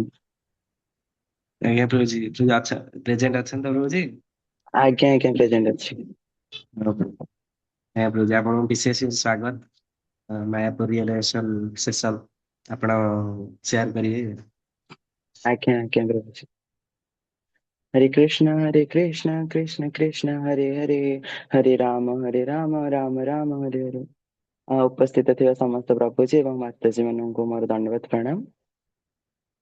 ଫାଷ୍ଟ କଥା ହେଲା, ଯେତେବେଳେ ପ୍ରଭୁ ମଥୁରାଧୀଶ ପ୍ରଭୁ ପଠେଇଲେ ଗ୍ରୁପ ରେ, ଯେତେବେଳେ ମୁଁ ଦେଖିଲି କି ମାୟାପୁର ପୁଣି ଆଉଥରେ, ମୋର ଏଇଟା ସେକେଣ୍ଡ ବର୍ଷ ଥିଲା। ଫାଷ୍ଟ ବର୍ଷ ବହୁତ ବହୁତ ବହୁତ ଭଗବାନଙ୍କ ଦୟାରୁ ମୁଁ ବହୁତ ଖୁସିରେ ଯାଇଥିଲି ଏବଂ ବହୁତ ଖୁସି ଖୁସି ଆସିଥିଲି ଏବଂ ବହୁତ ଖୁସିରେ ବି ସେଠି ସମୟ ବିତେଇଥିଲି। ତାପରେ ଯେତେବେଳେ ମଥୁରାଧୀଶ ପ୍ରଭୁ ପଠେଇଲେ ଗ୍ରୁପ ରେ, ମୁଁ ଦେଖିଲି, ସାଙ୍ଗେ ସାଙ୍ଗେ ମେସେଜ ଦେଖିଲି ତ ପ୍ରଭୁଙ୍କୁ ସାଙ୍ଗେ ସାଙ୍ଗେ କଲ୍ କରିକି ପଚାରିଲି କି ପ୍ରଭୁ ଏଥର ଆଉ କେତେ ଦିନ ଟ୍ରିପ ହବ, ଆଉ କୀର୍ତ୍ତନ ମେଳା ହବ କି ନାହିଁ, ଆମେ ସେଇ ଜାଗାକୁ ଆଉ ଥରେ ଯିବା କି ନାହିଁ। ପ୍ରଭୁ ମତେ ସାଙ୍ଗେ ସାଙ୍ଗେ କହିଲେ କି ହଁ ହଁ ସେଇଆ ହିଁ ହବ, ଆଉ ତମେ ତମ ସାଙ୍ଗମାନଙ୍କୁ ବି କହିଦିଅ ଆଉ ସେମାନେ ବି ଯିବେ। ତାପରେ ମୁଁ ସାଙ୍ଗେ ସାଙ୍ଗେ ମୋ ସାଙ୍ଗ ଯୋଉ ଦି ଜଣ, ମନୋଜ ପ୍ରଭୁ ଏବଂ ଲୋଟସ ପ୍ରଭୁଙ୍କୁ, ତାଙ୍କୁ ସାଙ୍ଗେ ସାଙ୍ଗେ ଫୋନ କରିକି କହିଲି କି ଆଉ ଏମିତି ଏମିତି, ଆଉ ତମେ ତ ଆରଥର ଯାଇପାରିନଥିଲ, ଆଉ ଏଥର ଯିବ କି ନାହିଁ। ତାପରେ ସେ ସାଙ୍ଗେ ସାଙ୍ଗେ କହିଲେ ହଁ ଆମେ ବି ଏଥର ଯିବୁ। ତାପରେ ସାଙ୍ଗେ ସାଙ୍ଗେ ମୁଁ ପ୍ରଭୁଙ୍କୁ କହିଲି ପ୍ରଭୁ ମୁଁ ଯିବି ବୋଲି। ଦେନ୍ ତାପରେ ଆମେ ଯାଇଥିଲୁ ଯୋଉ ଦିନ ଟ୍ରେନରେ ଆମର ସିଟ୍ ଗୁଡା ୱେଟିଂ ରେ ରହିଯାଇଥିଲା। ତାପରେ ସେଇ ଯୋଉ ରାତିଟା ଥିଲା, ଆମେ 3 ଜଣ ଗୋଟେ ସିଟ୍ ରେ ଆଡଜଷ୍ଟ କରିକି ଗଲୁ। ସେଇ ଟାଇମରେ ମୋ ମାଇଣ୍ଡ ମାନେ ବହୁତ ଡାଇଭର୍ଟ ହେଇଯାଇଥିଲା। ତାପରେ ରାଧାମାଧବଙ୍କୁ ପ୍ରେୟାର କଲି, ରାଧାମାଧବଙ୍କୁ ପ୍ରେୟାର କରିକି କହିଲି କି ପ୍ରଭୁ ଆଉ ଆପଣ କାହିଁକି ଏମିତି ସାରା ପରୀକ୍ଷା ନଉଛନ୍ତି, ଆମ 3 ଜଣ କେମିତି ଗୋଟେ ସିଟ୍ ରେ ବସିବୁ। ତାପରେ ରାଧାମାଧବଙ୍କ ଦୟାରୁ ସେ ଯୋଉ ଆଉ ଜଣେ ଥିଲେ ଆମ ସହିତ ଯିଏ ସେୟାରିଂ ରେ, ତାଙ୍କୁ ଆଉ ଗୋଟେ ସିଟ୍ ମିଳିଗଲା। ତାପରେ ଆମେ 3 ଜଣ ଯାକ ସେଇ ଗୋଟେ ସିଟ୍ ରେ ମଧ୍ୟ ବସିଥିଲୁ। ତାପରେ ଆମେ ତ ସେମିତି ଆଡଜଷ୍ଟମେଣ୍ଟ କରିକି ଧୈର୍ଯ୍ୟର ସହିତ ରହିକି ପହଞ୍ଚି ଗଲୁ ହାୱଡା ଷ୍ଟେସନରେ। ହାୱଡା ଷ୍ଟେସନରୁ ତାପରେ ଲୋକାଲ ଟ୍ରେନ ଧରିକି ଆମେ ଗଲୁ ନବଦୀପ ଧାମ। ନବଦୀପ ଧାମରୁ ସେଠୁ ପୁଣି ଡଙ୍ଗାରେ ଯାଇଥିଲୁ ମାୟାପୁର ଧାମ। ମାୟାପୁର ଧାମରେ ସାଙ୍ଗେ ସାଙ୍ଗେ ପହଞ୍ଚିକି ଆମେ ବେସ୍ କୁ ଯାଇଥିଲୁ। ବେସ୍ ଯାଇକି ଆମେ ଆମର ନିତ୍ୟକ୍ରମ ସାରିକି ତାପରେ ଆସିଥିଲୁ ମନ୍ଦିରକୁ। ମନ୍ଦିରକୁ ଫାଷ୍ଟ ଆସିକି ପ୍ରଭୁପାଦଙ୍କର ପୁଷ୍ପ କୁଟିରୁ ଦର୍ଶନ କରିସାରିକି ଆମେ ଆସିଥିଲୁ ରାଧାମାଧବଙ୍କୁ ଦର୍ଶନ କଲୁ। ତାପରେ ରାଧାମାଧବଙ୍କୁ ଦର୍ଶନ କରିସାରିଲା ପରେ ଦର୍ଶନ କଲୁ। ଦେନ୍ ତାପରେ ସେକେଣ୍ଡ ଦିନ ଆସିଲା। ସେକେଣ୍ଡ ଦିନ ମାନେ ମଙ୍ଗଳ ଆରତି ପାଇଁ ମୁଁ ପୁରା ଏକ୍ସାଇଟେଡ ଥିଲି। ମଙ୍ଗଳ ଆରତି ସମୟରେ ଯେତେବେଳେ ସଞ୍ଜୟ ପ୍ରଭୁ ଗାଧି ସାରିକି ଏପଟ ରୁମକୁ ଆସିଲେ, ସାଙ୍ଗେ ସାଙ୍ଗେ ମୁଁ ଉଠି ପଡିଲି। ରାତି 3:30ରେ ମୁଁ ଉଠିଲି। 3:30ରେ ଉଠିକି ଅପେକ୍ଷା କଲି, ପ୍ରଭୁ ମାନେ ଯାଉଥିଲେ ତାଙ୍କ ନିତ୍ୟକର୍ମ ସାରିକି। ତାପରେ ମୁଁ ସାଙ୍ଗେ ସାଙ୍ଗେ ଗଲି, ନିତ୍ୟକର୍ମ ସାରିଲି। ତାପରେ ସଞ୍ଜୟ ପ୍ରଭୁଙ୍କୁ ଯାଇକି କହିଲି କି ପ୍ରଭୁ ମତେ ତ ଆପଣ ଆରଥର ଧୋତି ପିନ୍ଧିବା ଶିଖେଇ ଦେଇଥିଲେ, କିନ୍ତୁ ମୋର ଏଥର ଧୋତି ପିନ୍ଧିବା ଶିଖିବାଟା ଟିକେ ମନେ ପଡୁନି। ତାପରେ ସଞ୍ଜୟ ପ୍ରଭୁ ସାଙ୍ଗେ ସାଙ୍ଗେ ମତେ ଧୋତି ପିନ୍ଧେଇ ଦେଇଥିଲେ। ତାପରେ ଆମେ ତିଲକ କରିକି ଗଲୁ, ମଙ୍ଗଳ ଆରତି ଦର୍ଶନ କଲୁ। ମଙ୍ଗଳ ଆରତି ଦର୍ଶନ କରିବା ସମୟରେ ବହୁତ ବହୁତ ମାନେ ଖୁସି ଲାଗିଲା, ଯେତେବେଳେ ମୁଁ ନରସିଂହ ପ୍ରଭୁଙ୍କୁ ଦେଖିଲି। ନରସିଂହ ପ୍ରଭୁଙ୍କୁ ଯେତେବେଳେ ଦେଖିଲି ତାଙ୍କର ଆରତି ସମୟରେ, ମାନେ ମତେ ଏତେ ଖୁସି ଲାଗିଲା, ମାନେ ସେଇଟା କହିପାରିବିନି କି ଏତେ ଖୁସି ଲାଗିଲା। ତାପରେ ମଙ୍ଗଳ ଆରତି ସରିଲା। ମଙ୍ଗଳ ଆରତି ସରିଲା ପରେ ଗୁରୁ ମହାରାଜଙ୍କ ସହିତ ଆମେ ଜପ କଲୁ। ଜପ କରିସାରିଲା ପରେ ଆମେ ତାପରେ ଗଲୁ ନବଦୀପ ଧାମରେ ଯୋଉ ଅଛି ଶ୍ରୀବାସ ଆଙ୍ଗନ। ଦେନ୍ ତାପରେ ମାଉସୀ ମା ଯୋଉ ଅଛି ସେଇ ଯୋଉ କୁଟୀର। ଦେନ୍ ତାପରେ ଆ ଶ୍ରୀ ଚୈତନ୍ୟଙ୍କ ଜନ୍ମସ୍ଥଳୀ, ସେଗୁଡା ସବୁ ବୁଲାବୁଲି କଲୁ। ଦେନ୍ ତାପରେ ଆମେ ଯାଇଥିଲୁ ରାଜପୁର। ରାଜପୁର ଜଗନ୍ନାଥ ମନ୍ଦିର, ମାନେ ମତେ ପ୍ରଭୁଜୀ କହିଲେ କି ଆରଥର ତମେ ତ ଯାଇଥିଲ, ତାହେଲେ ଏଥର ତମେ ଆଉ ଯାଅନି, ଆଉ ଗୋଶାଳାରେ ଚାଲିଛି ଗୁରୁ ମହାରାଜଙ୍କର ଦୀକ୍ଷା ସିଜନ ଚାଲିଛି ଆଉ ତମେ ଯାଅ ସେଠିକି। ମୁଁ କହିଲି ନାଇଁ ପ୍ରଭୁ ମତେ ରାଜାପୁର ଯିବାର ଅଛି। ତାପରେ ରାଜାପୁର ଗଲୁ। ସେଇଠି ମାନେ ବହୁତ ଗୋଟେ ଖୁସିର ଟାଇମ ଥିଲା କି ମୁଁ ସେଦିନ ପିଙ୍କ କଲର କୁର୍ତ୍ତା ପିନ୍ଧିଥିଲି ଆଣ୍ଡ ପ୍ରଭୁଙ୍କୁ ଯେତେବେଳେ ମାଗିଲି ପ୍ରଭୁ ମତେ ଗୋଟେ ଫୁଲ ଆଣିକି ଦିଅନ୍ତୁ ଭଗବାନଙ୍କ ପାଖରୁ, ସେ ମତେ ଠିକ ପିଙ୍କ ରୋଜ ଆଣିକି ହିଁ ଦେଇଥିଲେ। ସେଇଟା ମୋ ପାଇଁ ବହୁତ ଖୁସି ଲାଗିଥିଲା କି ମୁଁ ପିଙ୍କ ପିନ୍ଧିଥିଲି ଆଣ୍ଡ କୋଇନ୍ସିଡେନ୍ସ ହେଇଗଲା ମୋ ସହ। ତାପରେ ଆମେ ଆସିଲୁ ଦର୍ଶନ କରିକି ସେଠୁ। ଦେନ୍ ସେଇଦିନ ରାତିରେ ଆସିଲା ପରେ କୀର୍ତ୍ତନ ମେଳା। କୀର୍ତ୍ତନ ମେଳାରେ ଆର ବର୍ଷ ଅପେକ୍ଷା ଏଥର ମତେ ଟିକେ କମ ଲାଗିଲା। ମାନେ ଗୁରୁ ମହାରାଜଙ୍କ କୀର୍ତ୍ତନ ସରିଲା ପରେ, ମାନେ ଗୁରୁ ମହାରାଜଙ୍କ କୀର୍ତ୍ତନ ତ ଆପଣ ମାନେ ଜାଣିଥିବେ କେତେ କଣ ଖୁସିର, ମାନେ ଖୁସିର ସମୟଟା ସେତେବେଳେ। ଆରଥର କୀର୍ତ୍ତନ ମେଳାରେ ଆମେ ମାନେ ମାନେ ଆମ ମାନଙ୍କ ପାଇଁ ଏ ବର୍ଷ କୀର୍ତ୍ତନ ମେଳାରେ ମାତାଜୀ ମାନଙ୍କ ପାଇଁ ଯୋଉ ସ୍ପେସ ଟା କ୍ରିଏଟ କରାହେଇଥିଲା, ଆରଥର ଆମ ମାନଙ୍କ ପାଇଁ ସେଇ ସ୍ପେସ ଟା କ୍ରିଏଟ କରାହେଇଥିଲା ଯୋଉଠିକି ଆମେ ଆମ ମାନେ କୀର୍ତ୍ତନକୁ ଏନ୍ଜୟ କରିକି ଆମେ ନାଚି ପାରୁଥିଲୁ। କିନ୍ତୁ ଏଇ ବର୍ଷ ସେଇଟା ହିଁ ହେଇପାରିଲାନି। ସେଇଟା ଖାଲି ମତେ ଟିକେ ଦୁଃଖ ଲାଗିଲା। ନହେଲେ ବହୁତ ସାରା ଏନ୍ଜୟ କଲୁ। ଦେନ୍ ତାପରେ ତୃତୀୟ ଦିନ ଆସିଲା। ତୃତୀୟ ଦିନରେ ଆମେ ମଙ୍ଗଳ ଆରତୀ ଦେଖିବାକୁ ଗଲୁ। ମଙ୍ଗଳ ଆରତୀ ଦେଖିବାକୁ ଗଲୁ ଠିକ 3:30 4ଟା ବେଳେ ଗଲୁ ମଙ୍ଗଳ ଆରତୀ। 3:30ରେ ଉଠିକି 4:15 ପାଖାପାଖି ମୁଁ ଯାଇକି ମନ୍ଦିରରେ ପହଞ୍ଚିଲି। ମଙ୍ଗଳ ଆରତୀ ସରିଲା। ଦେନ୍ ତାପରେ ଜପ କଲୁ ଗୁରୁ ମହାରାଜଙ୍କ ସହିତ। ଜପ କରିସାରିଲା ପରେ ଆମେ ବାହାରିଲୁ ଯିବା ପାଇଁ ସୌରଭ କୁଞ୍ଜ। ସୌରଭ କୁଞ୍ଜ ଗଲୁ। ସୌରଭ କୁଞ୍ଜରେ ଅଛନ୍ତି ହରିହର ମହାଦେବ। ହରିହର ମହାଦେବଙ୍କୁ ଦର୍ଶନ କଲୁ। ଦର୍ଶନ କରିସାରିଲା ପରେ ତାଙ୍କ ପାଖରେ ଅଳକାନନ୍ଦା ନଦୀ ଅଛି, ସେ ତାଙ୍କୁ ବି ଦର୍ଶନ କଲୁ। ଦେନ୍ ତାପରେ ଆମେ ଗଲୁ ବୁଦ୍ଧିମତ ଖାଁ ଓ ବିଷ୍ଣୁପ୍ରିୟା ଦେବୀଙ୍କର ଯୋଉଠି ମ୍ୟାରେଜ ହେଇଥିଲା ସେଇ ପ୍ଲେସ କୁ ଗଲୁ, ସେଠି ଦର୍ଶନ କଲୁ। ଦେନ୍ ତାପରେ ସେଠୁ ଗଲୁ ନୃସିଂହପୁର। ନୃସିଂହପୁରକୁ ଆମେ ଗଲୁ, ସେଠି ନୃସିଂହନାଥଙ୍କୁ ଦର୍ଶନ କଲୁ। ଦର୍ଶନ କରିସାରିଲା ପରେ ଆସିଲୁ, ଫେରି ଆସିଲୁ ପୁଣି ମାୟାପୁର ଧାମକୁ। ମାୟାପୁର ଧାମ ଆସିକି ପ୍ରଭୁ ମାନେ ଗଲେ ଗଙ୍ଗା ନଦୀରେ ସ୍ନାନ କରିବା ପାଇଁ, କିନ୍ତୁ ଏଥର ତ ଦୁର୍ଭାଗ୍ୟବଶତଃ ସ୍ନାନ କରିପାରିଲେନି। ତ ଛିଞ୍ଚେଇକି ପାଣି ଛିଞ୍ଚେଇକି ପଳେଇ ଆସିଲୁ ପୁଣି ଆଉଥରେ ମାୟାପୁର।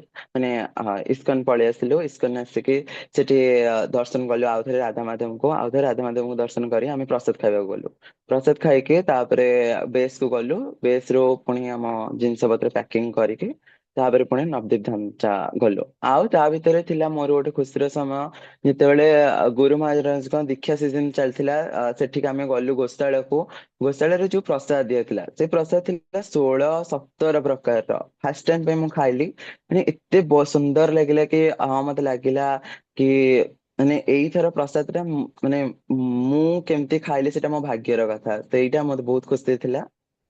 ବାସ୍ ଏମିତି। ତାପରେ ଥାର୍ଡ ଦିନ ଆମେ ପ୍ୟାକିଂ କରିସାରିକି ପୁଣି ଫେରି ଆସିଲୁ ନବଦ୍ୱୀପ ଧାମକୁ। ନବଦ୍ୱୀପ ଧାମରୁ ପୁଣି ଲୋକାଲ ଧରିକି ହାୱଡା ଜଙ୍କସନ ପଳେଇ ଆସିଲୁ। ତାପରେ ଆମର ଯାହା ହଉ ଭଗବାନଙ୍କ ଦୟାରୁ ଆମର ପୁଣି ସିଟ ଗୁଡା ୱେଟିଂ ରେ ଥିଲା। ଠିକ ମାନେ ବିଲ୍ୱ ମଙ୍ଗଳ ପ୍ରଭୁ, ମାନେ ଗଙ୍ଗା ସ୍ନାନ ଆମେ ତ କେହି କରିପାରିଲୁନି, କିନ୍ତୁ ବିଲ୍ୱ ମଙ୍ଗଳ ପ୍ରଭୁ ସେଠି 3-4ଟା ବୁଡ ଦେଲେ। 3-4ଟା ବୁଡ ଦେବା ଭିତରେ ପ୍ରଭୁଙ୍କ ଜଷ୍ଟ ବୁଡ ଦେବା ସରିଛି, ସଞ୍ଜୟ ପ୍ରଭୁଙ୍କ ପାଖକୁ ମେସେଜ ଆସିଗଲା କି ଆମର ଯୋଉ ସିଟ୍ ଗୁଡା ୱେଟିଂ ରେ ଥିଲା ସେଗୁଡା କନଫର୍ମ ହେଇଯାଇଛି। ସେଇଟା ବହୁତ ଖୁସି ଲାଗିଥିଲା। ତାପରେ ଯେହେତୁ ଆମ ସିଟ୍ ଗୁଡା କନଫର୍ମ ହେଇଯାଇଥିଲା ତ ଆମେ ବହୁତ ମାନେ ଫ୍ରିଲି, ମାନେ ଗଲାବେଳେ ଯେତିକି ଅସୁବିଧା ହେଇଥିଲା ଆସିଲା ବେଳେ ସେତିକି ଅସୁବିଧା ହେଲାନି। ତାପରେ ପୁଣି ଆସି ଆମେ ଭୁବନେଶ୍ୱରରେ ପହଞ୍ଚି ଗଲୁ। ଏଇଆ ଥିଲା। ଥ୍ୟାଙ୍କ ୟୁ ପ୍ରଭୁ। ହରେ କୃଷ୍ଣ। ସ୍ପିରିଚୁଆଲ ପ୍ରମିସ୍ ଟିକେ ଆପଣଙ୍କର ଜାଣିବି। ମୋ ସ୍ପିରିଚୁଆଲ ପ୍ରମିସ୍, ମୁଁ ତ ଭଗବତ ଗୀତା ପଢୁନଥିଲି। ଏବେ ଏଠୁ ଭଗବତ ଗୀତା ପଢିବି। ଆଉ 3-4 ରାଉଣ୍ଡ 3-4 ରାଉଣ୍ଡ କରିବି ଏବେଠୁ। ଆଗରୁ 1 କି 1-2 ରାଉଣ୍ଡ କରୁଥିଲି, ଏବେ 3-4-5 ରାଉଣ୍ଡ କରିବି। ବହୁତ ବହୁତ ଧନ୍ୟବାଦ ଆପଣଙ୍କୁ। ଆପଣ ହରେ ସେୟାର କୃଷ୍ଣ। କଲେ ଇଏ ମାନେ ଆରମ୍ଭଠୁ ଶେଷ ଯାକେ ଯାହା ମାନେ ଇଏ ସବୁ ରିଲେସନ କରିଥିଲେ ତାହା ସେୟାର କଲେ। ଆଉ ବହୁତ ବହୁତ ଧନ୍ୟବାଦ। ଏ ଥ୍ୟାଙ୍କ ୟୁ। ଆକାଶ ପ୍ରଭୁଜୀ ବୋଧେ ପ୍ରେଜେଣ୍ଟ ନାହାନ୍ତି ବୋଧେ।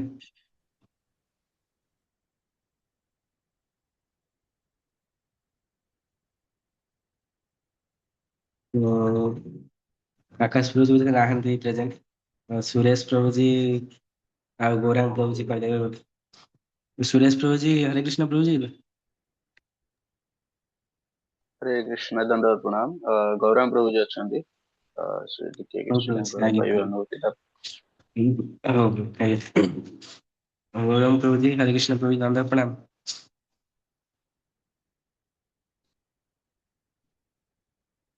ଅନମ୍ୟୁଟ ଅଛି, ଯୋଉ ମ୍ୟୁଟ ଅଛି ବୋଧେ। ଆଜ୍ଞା ପ୍ରଭୁଜୀ ହେଲା। हरे कृष्ण प्रभु। हाँ। ଆଜ୍ଞା ପ୍ରଭୁଜୀ। गौरांग प्रभु जी की धन्यवाद जय प्रभु। हो। जय। वाञ्छाकल्पतरुभ्यश्च कृपा सिन्धुभ्यैव च पतितानां पावनेभ्यो वैष्णवेभ्यो नमो नमः। ओम अज्ञानतिमिरान्धस्य ज्ञानजनं शलाकया चक्षुर्मिलितं येन तस्मै श्रीगुरवे नमः। ଏଠାରେ ଉପସ୍ଥିତ ଥିବା ସମସ୍ତ ବରିଷ୍ଠ ଭକ୍ତ ବୈଷ୍ଣବ ଚରଣ ମୋର ଅନନ୍ତ କୋଟି ଦଣ୍ଡବତ ପ୍ରଣାମ।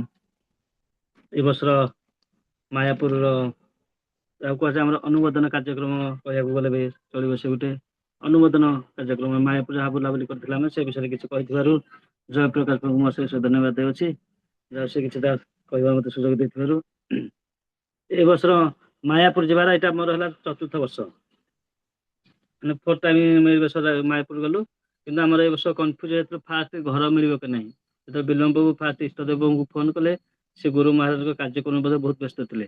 ତାର ପୁଣି ତାଙ୍କ ଭାଇ ଜଣେ ଅଛନ୍ତି, ସେ ତାଙ୍କୁ ପୁଣି ଯୋଗାଯୋଗ କରିକି ବହୁତ ଇଏରେ ରୁମଟା ଆମର ଆରେଞ୍ଜମେଣ୍ଟ ହେଇଗଲା, ସେଠି ରହିବାର ବ୍ୟବସ୍ଥା ହେଇଗଲା। ତାପରେ ସେ ଆମର ଗୋଟେ ପ୍ରଥମ ଗୋଟେ ଇଏ ପ୍ରଥମରୁ ଯାହା ହଉ ଆମର ଖୁସି ହେଲୁ, ଯାହା ହଉ ଘରଟା ବି ଆମର କେତେ ମିଳିଗଲା। ତାପରେ ପୁଣି ସେଠୁ ଆମେ ସାଙ୍ଗେ ସାଙ୍ଗେ ଯାଇକି ସ୍ନାନ କରି ଯେତେବେଳେ ଆମେ ଆସିଲୁ ପୁଣି ପ୍ରଭୁପାଦଙ୍କୁ ଦର୍ଶନ କରିବା ଆସିଲୁ ଭଜନ କୁଟୀର। ଆମେ ତ ଏ ବର୍ଷ ସବୁଠାରୁ ବହୁତ ଭଲ ଲାଗିଲା। ମୁଁ ଏତେ ବର୍ଷ ଭିତରେ ଯାଇ ଯୋଉ ପ୍ରଭୁପାଦଙ୍କର ଭଜନ କୁଟୀର ସେଠି ଗଲାବେଳେ ପ୍ରଥମେ ସେଠି ଯୋଉ ବସିଥିଲେ କୀର୍ତ୍ତନ କଲେ, ସେ ସମୟ ଆମକୁ ଡାକିଲେ, କହିଲା ବସ ଧରେ କୀର୍ତ୍ତନ ଟିକେ କରିବା ପାଇଁ। ଭକ୍ତ ନଥିଲେ କି କଣ କି ଜାଣି, ଯାଉ ସେଟା ଆହୁରି ମୋ ପାଇଁ ସବୁଠୁ ବଡ ସୌଭାଗ୍ୟର କଥା। ଆଉ ସୁରେଶ ପ୍ରଭୁ ଥିଲା ମାନେ ମୋର ଆହୁରି ବଳ ବହୁତ ପଳେଇ ଆସିଲା। ସୁରେଶ ପ୍ରଭୁ ଆମ କୀର୍ତ୍ତନ ସବୁଠୁ ଫେମସ। ସେ ମୃଦଙ୍ଗ ବାଜନ୍ତୁ କି କର୍ତ୍ତଳ ବାଜନ୍ତୁ, ସେ ପାଖରେ ଥିଲେ ମୋର ବଳ ମାନେ ବହୁତ ଟିକେ ବଢିଯାଏ ସୁରେଶ ପ୍ରଭୁଙ୍କ ଯୋଗୁଁ। ଆଉ ସାଙ୍ଗେ ସାଙ୍ଗେ ଆମେ କୀର୍ତ୍ତନ ହେଠୁ ଆରମ୍ଭ ହେଲା। ଆଉ ମାନେ କୀର୍ତ୍ତନରେ ଏତେ ମଜା ଲାଗିଲା, ମାନେ କୀର୍ତ୍ତନ ମୁଁ କଣ ଗାଇବି କିଛି ଭାବି ପାରିଲିନି। ସାଥେ ଯେତେ ପ୍ରଭୁପାଦ ସେ ବସିଲେ, ସେ ଯୋଉ ଗାଇବା ପାଇଁ କହିଲେ, ମାନେ ସେଠୁ ମତେ ବହୁତ ଭଲ ଲାଗିଲା। ସେଠୁ ଗୋଟେ ସ୍ୱରରେ ମାନେ ଭକ୍ତି ଚାରୁ ସ୍ୱାମୀ ମହାରାଜ ଗୋଟେ ଗାଉଥିଲେ କୀର୍ତ୍ତନ, ମୁଁ ଶୁଣିଥିଲି କିଛି ଦିନ ତଳେ, ସେଇ ସ୍ୱରରେ ଗାଇଲି। କିନ୍ତୁ ସେଇଟା ମତେ ସବୁଠୁ ଭଲ ବି ଲାଗିଲା। ସୁରେଶ ପ୍ରଭୁ ବି ଥରେ ବି କହିଲେ ଭଲ ହେଲା। ଯାହା ହଉ ସୁରେଶ ପ୍ରଭୁଙ୍କ କୃପା, ଏଇଟା ମତେ କହିବାକୁ ଗଲେ କିଛି ଅତ୍ୟୁକ୍ତି ହେବ ନାହିଁ। ତାର ସେଠୁ ପୁଣି ପଳେଇ ଆସିଲୁ ଭଜନ କୀର୍ତ୍ତନ, ସେଠି କିଛି ସମୟ ଭଜନ କୀର୍ତ୍ତନ ହେଲା। ତାପରେ ଆମର ଚୋଡଙ୍ଗ ପ୍ରଭୁ ଆଉ ସେ ଯୋଉ 3 ଜଣ ତାଙ୍କ ସାଙ୍ଗରେ ଆସିଥିଲେ, 2 ଜଣ ଆହୁରି ଓମ୍ ପ୍ରଭୁ ସେଠି ରହିଗଲେ ବହୁତ ଦିନ। ସେଇଟା ଆମେ ଟିକେ ଅସୁବିଧାର ସମ୍ମୁଖୀନ ହେଲୁ। କଣ ପାଇଁ ସେ ଠିକ ଟାଇମରେ ଆସିକି ପହଞ୍ଚି ପାରିଲେନି, ସେମାନେ ବି କଷ୍ଟ ବି ପାଇଲେ ବହୁତ, ସେଟା ଆମକୁ ଟିକେ ଦୁଃଖ ବି ଲାଗିଲା। ତାପରେ ଯାହା ହଉ ସେମାନେ କିଛି ସମୟ ପରେ ଆସିକି ପହଞ୍ଚିଲେ, ତା ସମସ୍ତେ ପ୍ରସାଦ ପାଇଲେ। ଆମେ ପ୍ରସାଦ ପାଇ ତାଙ୍କୁ ଅପେକ୍ଷା କରିଥିଲୁ, ସେମାନେ ଆସିକି ପ୍ରସାଦ ପାଇକି ଗଲେ। ଆଉ ତାପରେ ଆମେ ସେଠୁ ଆସିଲୁ, ସେଦିନ ବୁଲାବୁଲି ହେଲା। ତାପରେ ସେଟା ଆମେ ଗଲୁ ଗୁରୁଦେବଙ୍କର ସମାଧି ସେଠି ଅଛି, ଭକ୍ତି ଚାରୁ ସ୍ୱାମୀଙ୍କ ସମାଧି ପୁଷ୍ପ ସମାଧି ଅଛି, ଆମେ ସେଠି ଦର୍ଶନ କଲୁ। ସମସ୍ତ ଭକ୍ତମାନେ ଆସିଲେ। ତାପରେ ସେତେବେଳେ ସମସ୍ତେ ଭକ୍ତ ସବୁ ଟାଇଟ୍ ହେଇଯାଇଥିଲେ। ଆମେ ବିଲମ୍ବ ସେଠି ଆଉ ଜଣେ ଭକ୍ତ ବରିଷ୍ଠ ଭକ୍ତ ଜଣେ ସେଠି ସେ ଯୋଉ ଅଛି କୁଟୀର ଭଳିଆ, ସେଠି ସମସ୍ତେ ସେ ଗୋଟେ କ୍ଲାସ ଦଉଥିଲେ, ସମସ୍ତେ ଶୁଣୁଥିଲେ। ସେ କମ୍ପିଟିସନ ଉପରେ କରୁଥିଲେ କଣ, ସେ ଭଗବତ ଗୀତାର ଗୋଟେ ଥିଲା ଟପିକ ତାଙ୍କର କଣ, ଯୋଉ ଜଳଧା ନବଲକ୍ଷଣୀ, ସେ ବିଷୟରେ ତାଙ୍କର ଚାଲିଥିଲା। ମାନେ ଜଳରେ କେତେ ଜଣ ଅଛନ୍ତି, ତାଙ୍କ 2ଟା ଗ୍ରୁପ କରିକି ସେ ସେମିତି କମ୍ପିଟିସନ ଟାଇପର ଚଲେଇଥିଲେ ତାଙ୍କର। ସେଇଟା ଆମେ ବିଲମ୍ବ ଦେଖିକି କହିଲେ, ଯାଉ ଏମିତି ସେମିତି ଯେମିତି ସେମିତି ଭକ୍ତ ମାନଙ୍କୁ କୋଉଠି ଏନଗେଜ କରିକି ତାଙ୍କର ସବୁ କାମ କେମିତି ହବ, ଭଲରେ ଭକ୍ତି ଲାଇନ ବଢିବେ, ସେ ପ୍ରଭୁ ସେଇଟା ପୁରା ବହୁତ ଭଲ ଭାବରେ ସୁନ୍ଦର ଭାବରେ ସେ କରୁଥିଲେ। ସେଠି ସେଇ କ୍ୟାମ୍ପସ ଭିତରେ ଆମର ସେ ଯୋଉ ପିଓବିପି ସାମ୍ନାରେ ଯୋଉ ଗୋଟେ ଅଛି, ସେଇଟା ବହୁତ ଭଲ ଲାଗିଲା ମତେ। ଆମେ ପିଲାଙ୍କୁ ସେ କହିଲୁ, ଯାହା ହଉ ସେ ବହୁତ ଇଏ କରୁଛନ୍ତି। ତାପରେ ଆମେ ଆସିଲୁ, ସେଇଦିନର ବୁଲାବୁଲି ସରିଲା। ତାପରେ ସନ୍ଧ୍ୟା ବେଳକୁ ଆସିଲା ଗୁରୁ ମହାରାଜ କୀର୍ତ୍ତନ। ଏ ବର୍ଷ ଗୁରୁ ମହାରାଜ କୀର୍ତ୍ତନ ଆମେ ବି ମୁଁ ବି ବହୁତ ଭାଗ ନେଇ ପାରିଲିନି। କଣ ପାଇଁ ଏଇଥର ମାତାଜୀ ମାନଙ୍କର ବେଶୀ ଫାସିଲିଟି ଦିଆ, ମାନେ ଯେତେ ସେ କ୍ୟାମ୍ପସ ଟା ପୁରା ମାତାଜୀ ମାନଙ୍କ ପାଇଁ ସବୁ ବେଶୀ ହେଇଥିଲା। ଆଉ ନାଚିବା ପାଇଁ ବି ଆମ ଜାଗା ନଥିଲା। ମୁଁ ଆସିକି ବାହାରେ ବସିଲୁ। ତାପରେ ସେଦିନ କୀର୍ତ୍ତନ ସରିଲା ପରେ ପୁଣି ପ୍ରସାଦ ପାଇକି ପୁଣି ଆସିଲି ରୁମକୁ। ତାପରେ ଆସିଲା ପୁଣି ସେକେଣ୍ଡ ତାପର ଦିନ ମୋର ନିଦ ଲାଗିଲାନି। କଣ ପାଇଁ ମୋର ନିଦ ସେଦିନ ରାତି ମୋର କେବେ ନିଦ ଭାଙ୍ଗେନି। ସେଦିନ ମୋର ରାତି 2ଟାରେ ନିଦ ଭାଙ୍ଗି ଯାଇଛି। ଆଉ ମୁଁ କହିଲି ଭୁଲ ତ ଶୋଇବାକୁ ନିଦ ହେଲାନି, ସେଠୁ ମୁଁ ସାଙ୍ଗେ ସାଙ୍ଗେ ବାହାରି ପଡିଲି। ସାଙ୍ଗେ ସାଙ୍ଗେ ଆସିକି ଗାଧେଇଲି ପଡି। କଣ ପାଇଁ ଆମେ ସେ ଯୋଉଠି ରହୁଥିଲୁ ସେଠି ପାଖାପାଖି 30-40 ଜଣ ଭକ୍ତ ଥିଲେ। ଆଉ 2ଟା ଇଏରେ ହେଇପାରିବନି। ସେଠୁ ମୁଁ ଫାଷ୍ଟ 2ଟାରେ ଉଠିକି ଗାଧେଇଲି। ସଞ୍ଜୟ ପ୍ରଭୁଙ୍କୁ ଡାକିଲି, ପ୍ରଭୁ ଉଠନ୍ତୁ। ତାପରେ ସେମାନେ ସବୁ ଉଠିଲେ, ଧୀରେ ଧୀରେ ହେଲା। କିନ୍ତୁ ଏଥର ମତେ ବହୁତ ଭଲ ଲାଗିଲା, ଯାହା ମଙ୍ଗଳ ଆରତୀ ମୁଁ ଟାଇମରେ ଉଠି ପାରିଛି। ନହେଲେ ମୁଁ କେବେ ମଙ୍ଗଳ ଆରତୀ ଟାଇମରେ ଉଠି ପାରନ୍ତି। ଯାଉ ସେ ପ୍ରଭୁପାଦ ଗୁରୁ ମହାରାଜଙ୍କର ଟିକେ କୃପା, ଅବଶ୍ୟ ବହୁତ ବହୁତ କୃପା ବୋଧେ ମୋ ପାଇଁ, ସୌଭାଗ୍ୟର କଥା। ଏଠୁ ଉଠିକି ତାପରେ ପୁଣି ଆସିଲୁ। ସମସ୍ତେ ମଙ୍ଗଳ ଆରତୀ ସେଦିନ ଯାଇକି ସବୁ ଆଟେଣ୍ଡ କଲେ।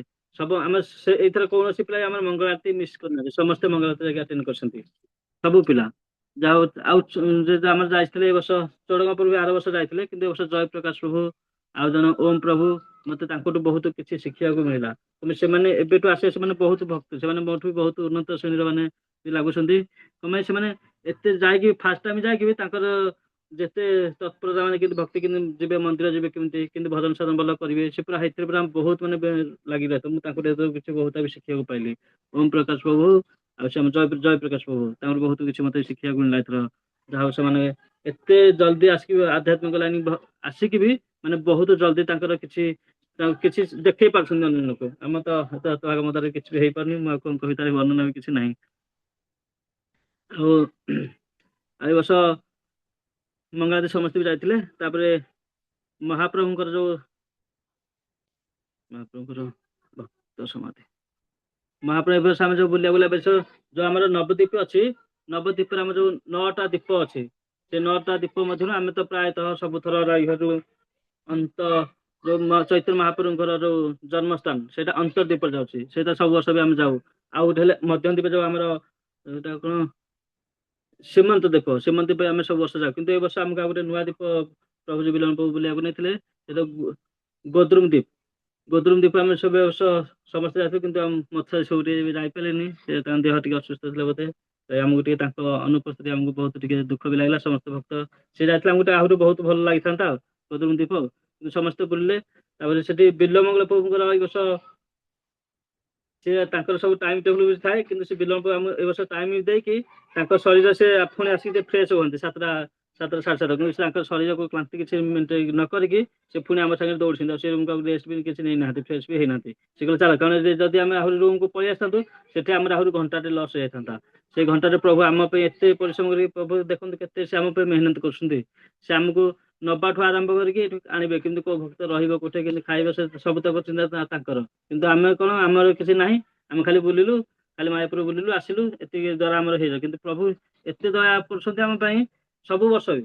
ସେ ତାଙ୍କ ଆଡୁ ସବୁ ବୁଝାବୁଝି କରି ଭଲ ମନ୍ଦ କରି ନେଲେ ସେଇଦିନ ସେ, କିନ୍ତୁ ଆମକୁ ସେଇଟା ମତେ ସେଇଦିନ ବହୁତ ଇଏ ଲାଗିଲା। ପ୍ରଭୁ ମାନେ ତାଙ୍କ ନିଜେ ବି ଫ୍ରେଶ ହେଲେନି, କହିଲେ ହଉ ଚାଲ ଯିବା। ପ୍ରଭୁ ସାଙ୍ଗେ ସାଙ୍ଗେ ଦୌଡ଼ିକି ସବୁ ଆମକୁ ନେଇକି ଗଲେ। ପୁଣି ଗୋଦ୍ରୁମ ଦ୍ୱୀପ ଫାଷ୍ଟ ସ୍ୱରୂପଗଞ୍ଜ ଗଲେ, ଯୋଉଠି ଭକ୍ତି ବିନୋଦ ଠାକୁର ପୁରା ଦେଖିଥିଲେ, ଯୋଉ ମନ୍ଦିର ହବ ପୁରା ନକ୍ସା ଯୋଉ ଦେଖିଥିଲେ, ଯୋଉ ଦିବ୍ୟ ଜ୍ୟୋତି ଯୋଉଠି ମନ୍ଦିର ବର୍ତ୍ତମାନ ତିଆରି ହେଇଛି, ସେଇଟା ଫାଷ୍ଟ, ସେଇଟା ହେଲା ସ୍ୱରୂପଗଞ୍ଜ। ସେଇଟା ଫାଷ୍ଟ ଆମେ ଯାଇକି ଦର୍ଶନ କଲୁ। କିନ୍ତୁ ଯେହେତୁ ମନ୍ଦିର ଟାଇମ ହେଇଥିଲା, ଭୋଗ ଲାଗିଥିଲା, ଆମେ ସେଠିକି ଦର୍ଶନ କରିପାରିଲୁନୁ। କିନ୍ତୁ ଆଗରୁ ଆମେ ଯାଇଛୁ, ସେଟା ବହୁତ ଭଲ ଜାଗା, ଭକ୍ତି ଠାକୁର ସମାଧି ଅଛନ୍ତି ପୁରା ବହୁତ ଇଏ। ସେଟା ଦର୍ଶନ କରି ପୁଣି ସାଙ୍ଗେ ସାଙ୍ଗେ ଆମେ ଚାଲୁ, ଯୋଉଠି ଆମର ଯୋଉ ଇଏ ପ୍ରଭୁ ଏବେ ୟା ପୂର୍ବରୁ କହୁଥିଲେ, ତାଙ୍କ ନାଁ ହେଲା, ତାଙ୍କ ନାଁ ଟା କଣ, ଯୋଉ ପୂର୍ବରୁ କହୁଥିଲେ ସେ ପ୍ରଭୁ କହିଲେ, ଯୋଉ ସେଠି ଯୋଉ ସମାଜ ଇଏ ହେଇଥିଲା, ସେଟା ବିଷ୍ଣୁ ପ୍ରିୟା ଦେବୀ ଆଉ ମହାପ୍ରଭୁଙ୍କର ସେଟା ଇଏ ହେଇଥିଲା। ସେ ପ୍ରଭୁ କହିଲେ ଆଙ୍କର ହେଇଥିଲା, ସେଇ ଯୋଉ ଭକ୍ତ କଣ ମୁସଲିମ ଭକ୍ତ ଥିଲେ, ତାଙ୍କର ସେଇଟା ଶାଦୀ ହେଇଥିଲା, ମହାପ୍ରଭୁ ଆଉ ବିଷ୍ଣୁ ପ୍ରିୟା ଦେବୀଙ୍କର ସେଠି ଶାଦୀ ହେଇଥିଲା ସେଇ ଇଏଠି। ୟା ଖାନ ପୂର୍ବରୁ ଥିଲେ ସେତେବେଳେ। କଣ କହିଲେ? ମୁଁ କହିଲି ବୁଦ୍ଧିମନ୍ତ ଖାନ ଯୋଉ ରାଜା ଥିଲେ ସେତେବେଳେ। ହଁ ନାଇଁ ନାଇଁ, ୟା ପୂର୍ବରୁ ଯୋଉ ପ୍ରଭୁ କହୁଥିଲେ, ତାଙ୍କ ନାଁ କଣ ମନେ ପଡୁନି।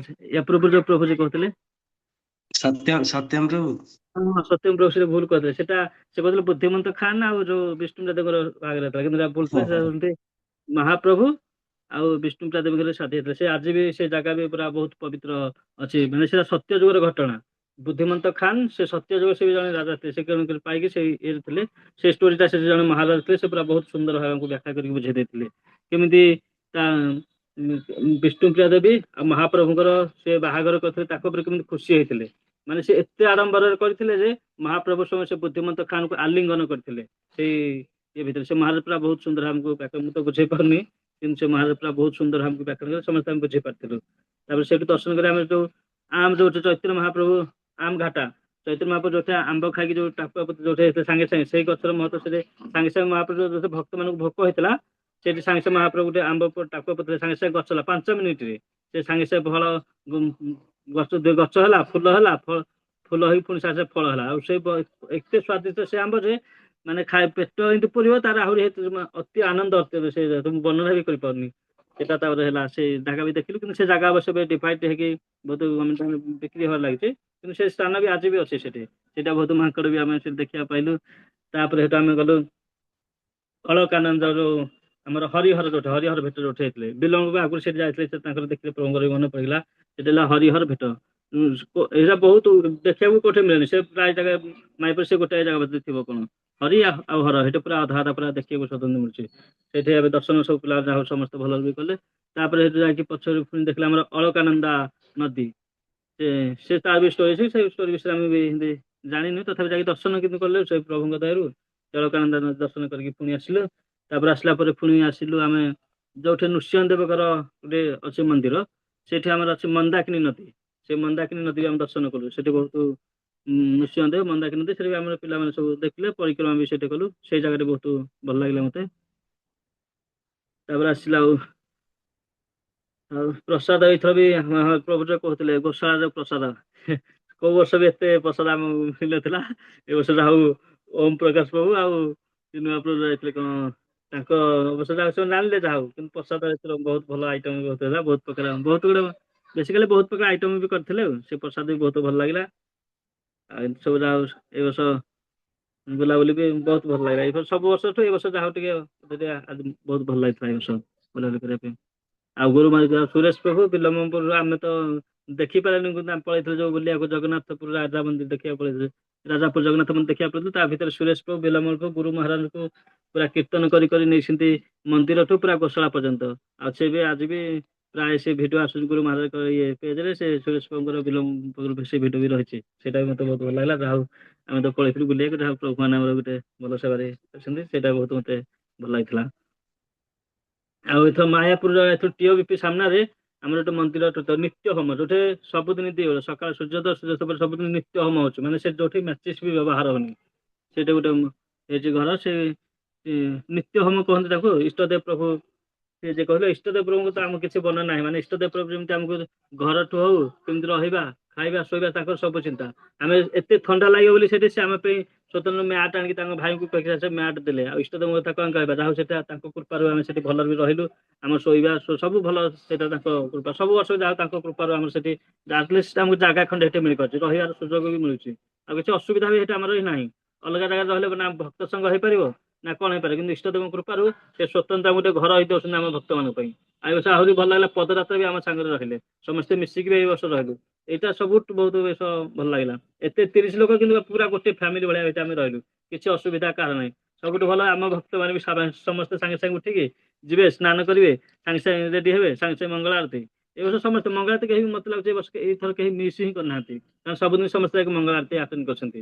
ଆଉ ସବୁଠୁ ଭଲ ଲାଗିଲା ଗୁରୁ ମହାରାଜଙ୍କ ସାଥିରେ ସମସ୍ତେ ଜୁମ୍ ଜପର ବି ସବୁ ବର୍ଷ କରିପାରନ୍ତିନି, ମାନେ ଠିକରେ ପୁରା ସାମ୍ନା ସାମ୍ନି ହୋଇପାରନ୍ତି, ସବୁ ବର୍ଷ ବାହାରେ ବି ରହୁଛନ୍ତି। କିନ୍ତୁ ଯେହେତୁ ଏ ବର୍ଷ ଗୁରୁ ମହାରାଜ ପୁରା ମନ୍ଦିର ଭିତରେ ଜୁମ୍ ଜପ ତାଙ୍କର ଚାଲିଥିଲା, ସବୁ ଭକ୍ତ ସମସ୍ତେ ଗୁରୁ ମହାରାଜଙ୍କୁ ଦେଖିକି ବି ଜପ କରିପାରୁଛନ୍ତି, ତାଙ୍କ ସାମ୍ନାରେ ହିଁ ବସି ବି ପାରିଛନ୍ତି। ତାଠୁ ବଡ କିଛି ଏ ବର୍ଷ ସବୁଠୁ ସେଟା ମତେ ହିଁ ବହୁତ ଭଲ ଲାଗିଲା। ଯାହା ଗୁରୁ ମହାରାଜ କେତେ ଦେଖନ୍ତୁ, ଗୁରୁ ମହାରାଜ ଧୀରେ ଧୀରେ ଆମ ପାଇଁ ସବୁ ବର୍ଷ କିଛି ନା କିଛି ନୂଆ କରି କରି ଆମ ମାନଙ୍କୁ ବହୁତ କୃପା ବି କରୁଛନ୍ତି। ସେଟା ବି କହିବାକୁ ଗଲେ ସେଇଟା ବି ବହୁତ ଭଲ।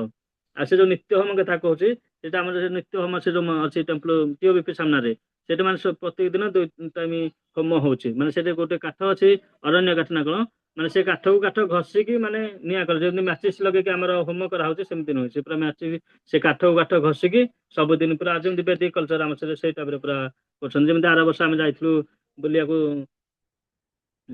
ଗୁରୁକୁଳ, ସେଠି ଆମେ ଯେମିତି ବେଦିକ ପୁରା ଦେଖିବାକୁ ମିଳିଲା। ଅବଶ୍ୟ ଆମେ ସେଟା ଦେଖିନୁ, କିନ୍ତୁ ନେକ୍ସଟ ଟାଇମ ଗଲେ ଦେଖିବାକୁ ପ୍ରଭୁଙ୍କ କୃପା ହେଲେ ଆମେ ଆର ବର୍ଷ ବି ଦେଖିପାରିବା। କିନ୍ତୁ ଦେଖିବାକୁ ପଡିବ, କିନ୍ତୁ ଦେଖିବା ଯାହାହେଲେ ଆଉ। କିନ୍ତୁ ସେଇଟା ବି ସବୁ ବହୁତ ଭଲ ଲାଗିଲା। ସେ ନିତ୍ୟ ହୋମ ଜାଗାରେ ସେ ଶୁଣିଲୁ ଇଷ୍ଟଦେବ ପ୍ରଭୁ ତାର ବର୍ଣ୍ଣନା କରି ବୁଝାଉଥିଲେ, ସେଇଟା ବି ବହୁତ ଭଲ ଲାଗିଲା। ଆଉ ସେ ପ୍ରଭୁ ବି କହିଛନ୍ତି ଏଇ 2027 ଲାଷ୍ଟ 2028 ଫାଷ୍ଟ ପୁରା ମନ୍ଦିର ପୁରା ଇନାଗୁରେସନ ହବ, ପୁରା ବହୁତ ଭକ୍ତ ପୁରା 3 ମାସ କଣ୍ଟିନ୍ୟୁ 3 ମାସ ପୁରା ଫେଷ୍ଟିଭାଲ ପ୍ରୋଗ୍ରାମ ନାଚ ଗୀତ ସବୁ ପୁରା ରହିବ। ସେଇଟା ହଉଛି ସେଟା ଯଦି ଆମ ସୌଭାଗ୍ୟର ପ୍ରଭୁଙ୍କର ବିଲମ୍ବ କୃପା ହବ, ସେଇଟା ଆମେ ଦେଖିପାରିବା।